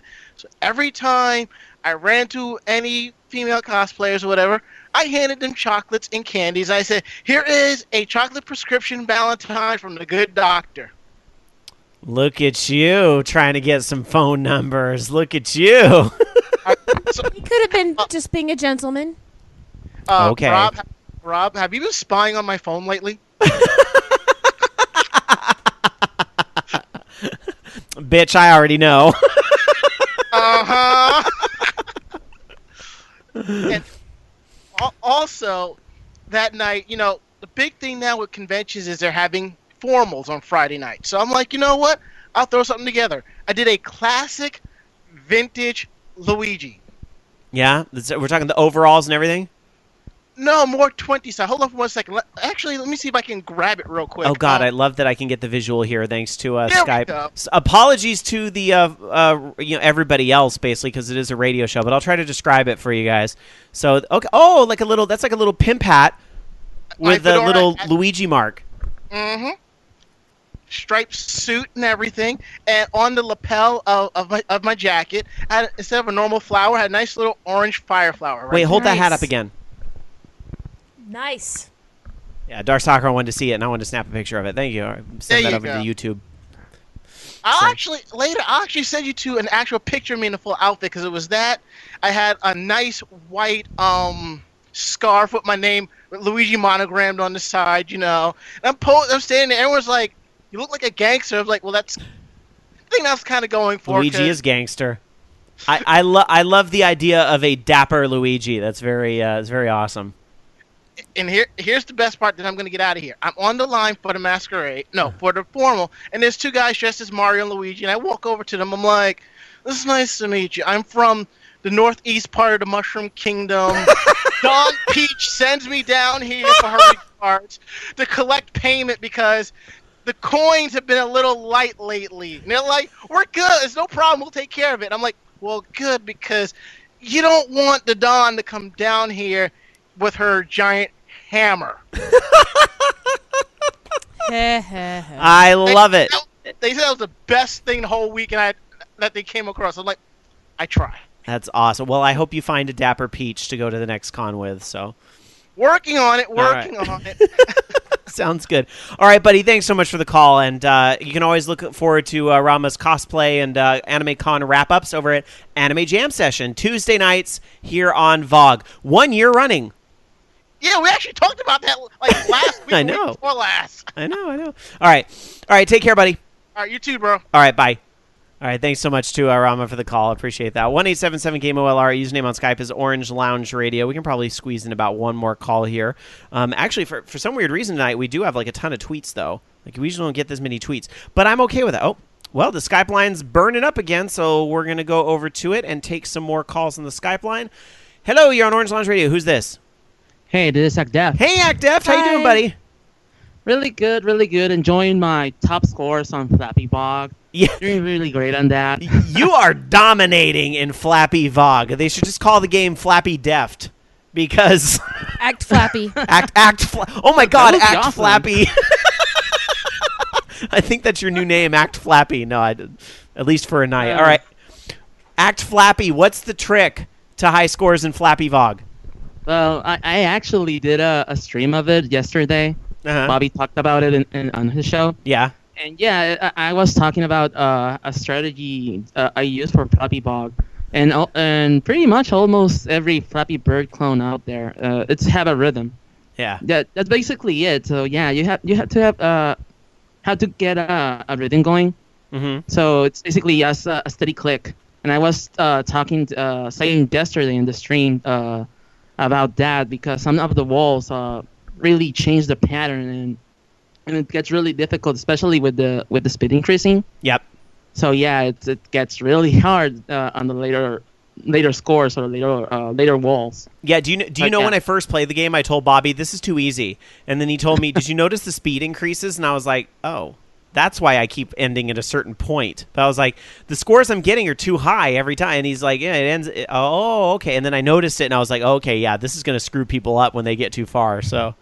Yeah, the first.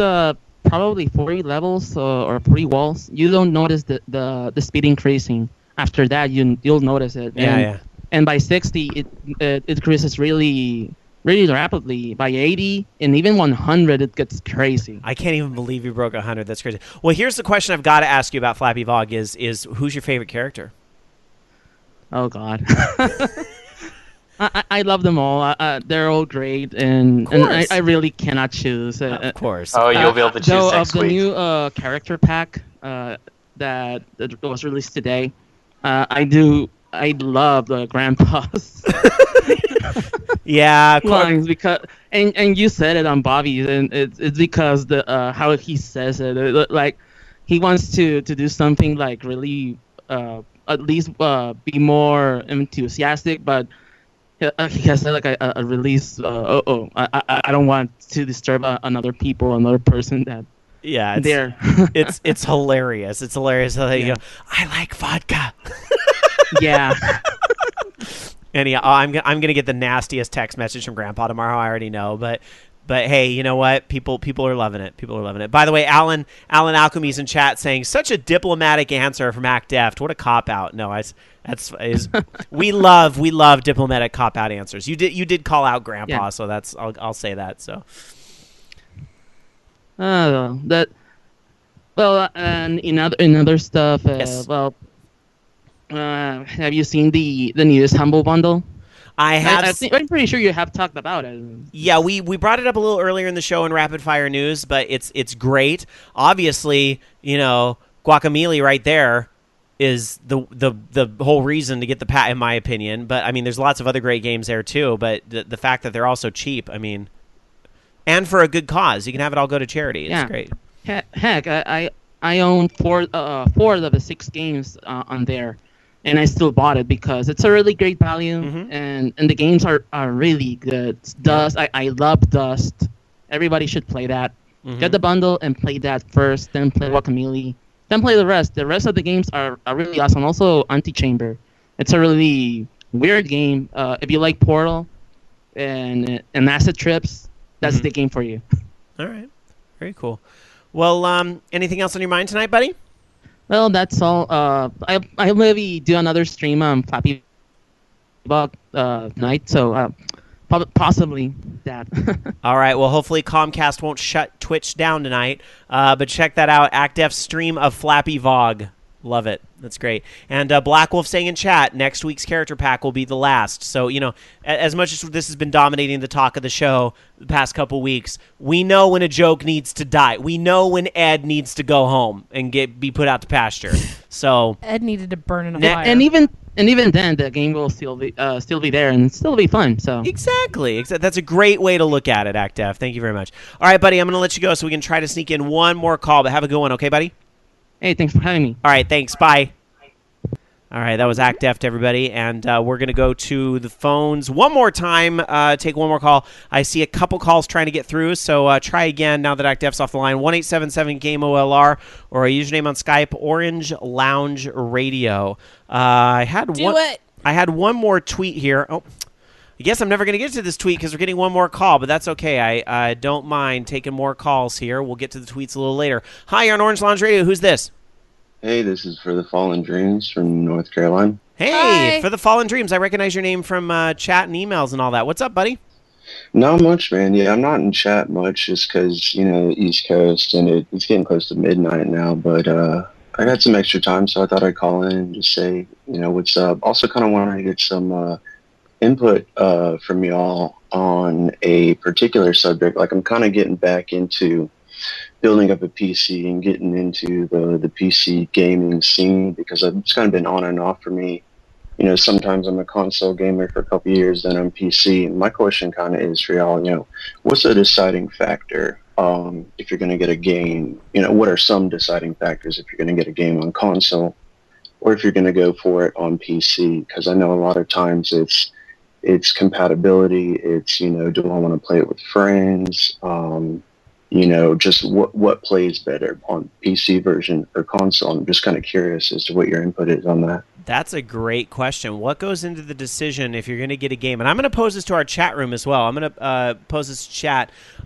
What goes into a decision for you to buy something on a computer or PC versus buying it on console if you have both and things are available for both?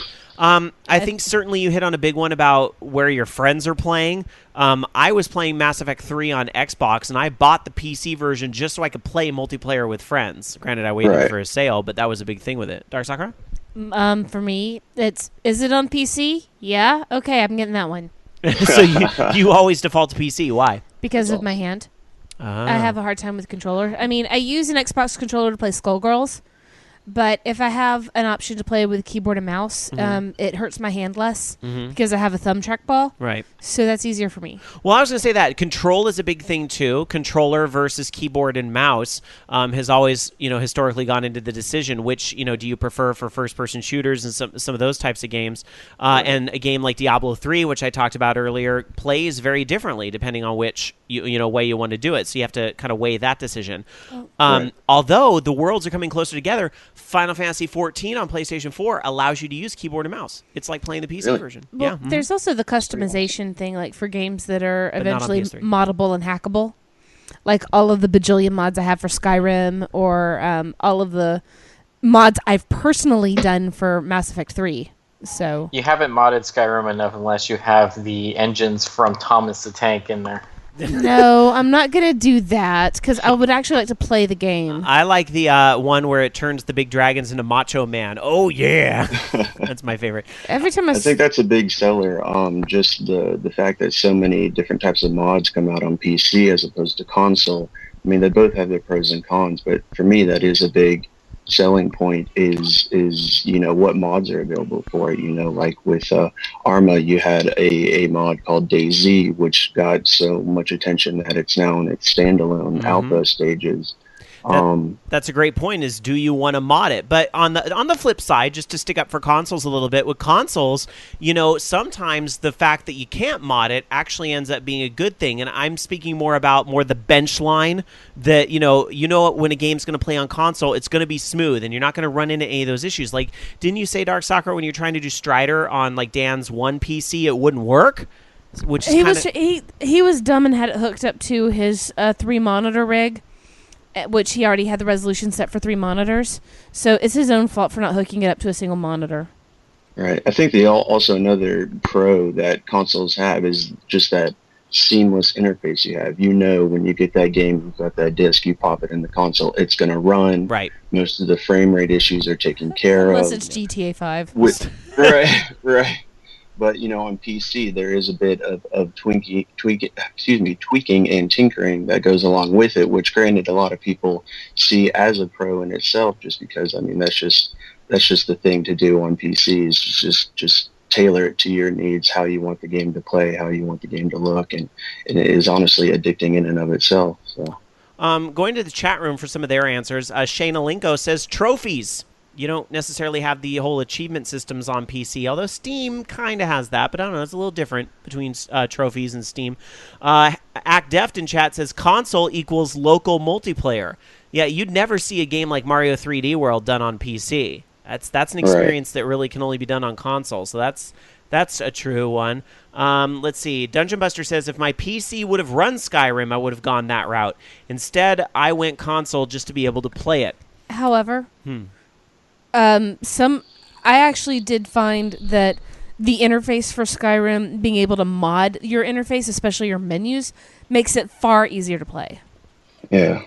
And Skyrim itself, though, wasn't really for a lot of PC games, they'll have them be friendlier towards one card or another, have them be optimized. And Skyrim was released, as I recall, without any optimization for PC. Right.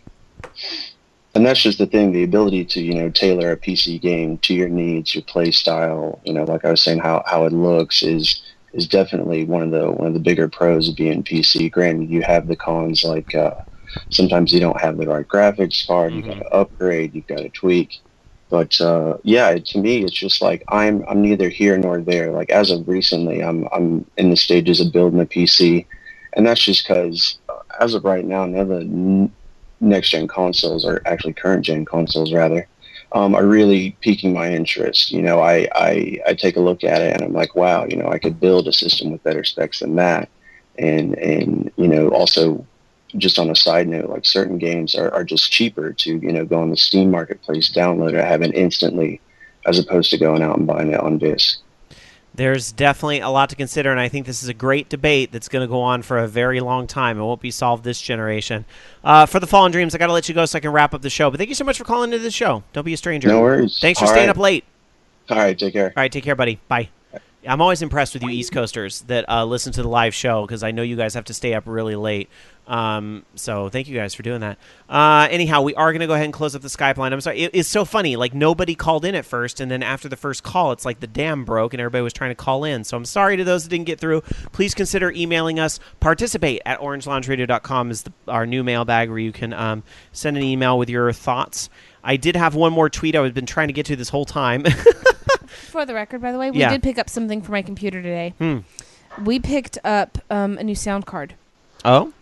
A Sound Blaster Audigy FX. Nice. So that I can actually start recording the, what you hear stuff. Oh, okay. So somebody might be working on a new podcast soon. Somebody might. I might be. I might. Might. I need to get my old mic. All right. Tiger Claw sends us the last tweet I'm going to do tonight, where Sony Pictures and the producer of The Social Network are planning a feature film about Sega versus Nintendo.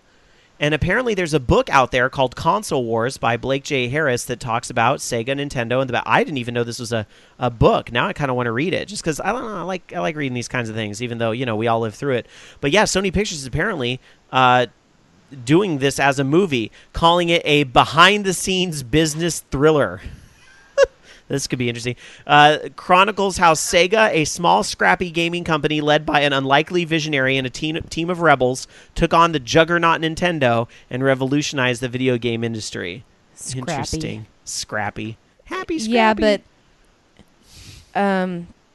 wasn't it? There was that manga and the anime that came out from it that's loosely based on the Nintendo Sega Wars. Aisekai no Chushinde. It's actually pretty funny.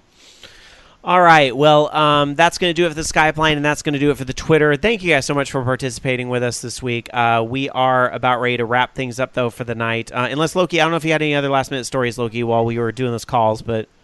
No last-minute stories other than the baby pooping on stuff. Oh, well, congratulations. That's what babies do. They poop on everything. They poop on people. At least you know everything's working. It's like a bird. Yeah, at least you know everything's working in there. That's the sign. All right. Anyhow, it is time for us to wrap up the show because it is after midnight for you folks on the East Coast. It is time for us to say goodnight. I really want to thank you guys, though, for tuning into the show and supporting the show. You know what we say every week. If you like what you hear here at Orange Lounge Radio, please tell a friend or two about the show. Help us spread the word about Orange Lounge Radio because, again, we have been doing this for 541 episodes now, but... you guys being here, we might not be the biggest podcast on the block, and that's fine, but you guys being here are really the motivation. So help us grow our family by telling a friend or two about the show. And, we'll be back next week to do it again. Also, another way you can spread the word, if you don't have a lot of friends you think would dig the show, we always can use nice reviews on iTunes and Stitcher Radio. Those go a long, long way in helping get our exposure amped up a little bit on both those sites. So please take 5 minutes to write a nice little review on either iTunes or Stitcher. It is so appreciated and loved. Thank you very much. All right, before we pull the plug on everything, let's go around and get everybody's final thought for tonight. Dark Soccer, I'm going to start with you. Ladies first. Your final thought for tonight. Itchy. Scratchy? Tasty? No. Itchy. Just itchy. It needs to stop. Don't you remember from a long time ago? I know. All right. Itchy. Ugly face so shot him. Itchy. Tasty. My final thought for the week, or for tonight's show is I really need to stop fucking around and play more Bravely Default. It has been sitting on its butt for a week, and I really need to not have that happen anymore. I'm saying mer at myself. Dark Soccer tried to swipe the copy. Joke's on you. The game's not in there. I think you'd get Pokemon X. Because I'm that guy that puts the cartridges in the wrong game cases. God, no, it's not. What is it? Pokemon Y. Oh, oops. I don't even know what Pokemon I have. How sad is that? I have X, so it doesn't matter. All right. Last but not least, Loki, your final thought tonight. My final thought is my cat's being loud. Your cat's being what? Being loud. I know I can do kitty. Give it kitty. Give kitty pettings from all of us here at OLR. Kitty want love. Aww. Meow. That makes me want to go cuddle with Sanrio. Meow. So. Meow. All right, everybody, that's it. Have a wonderful night, and thanks for listening to Orange Lounge Radio. We really appreciate it. We'll see you next time here on Orange Lounge Radio. Good night. You've been listening to Orange Lounge Radio. Orange Lounge Radio is a production of OLR Studios. To join us for a live show, tune into VogNetwork.com Sunday nights at 6 p.m. Pacific, 9 p.m. Eastern. The views and opinions expressed in this program do not necessarily reflect those of the staff of Orange Lounge Radio or VOG Network, but you know they were all still true. See you next week.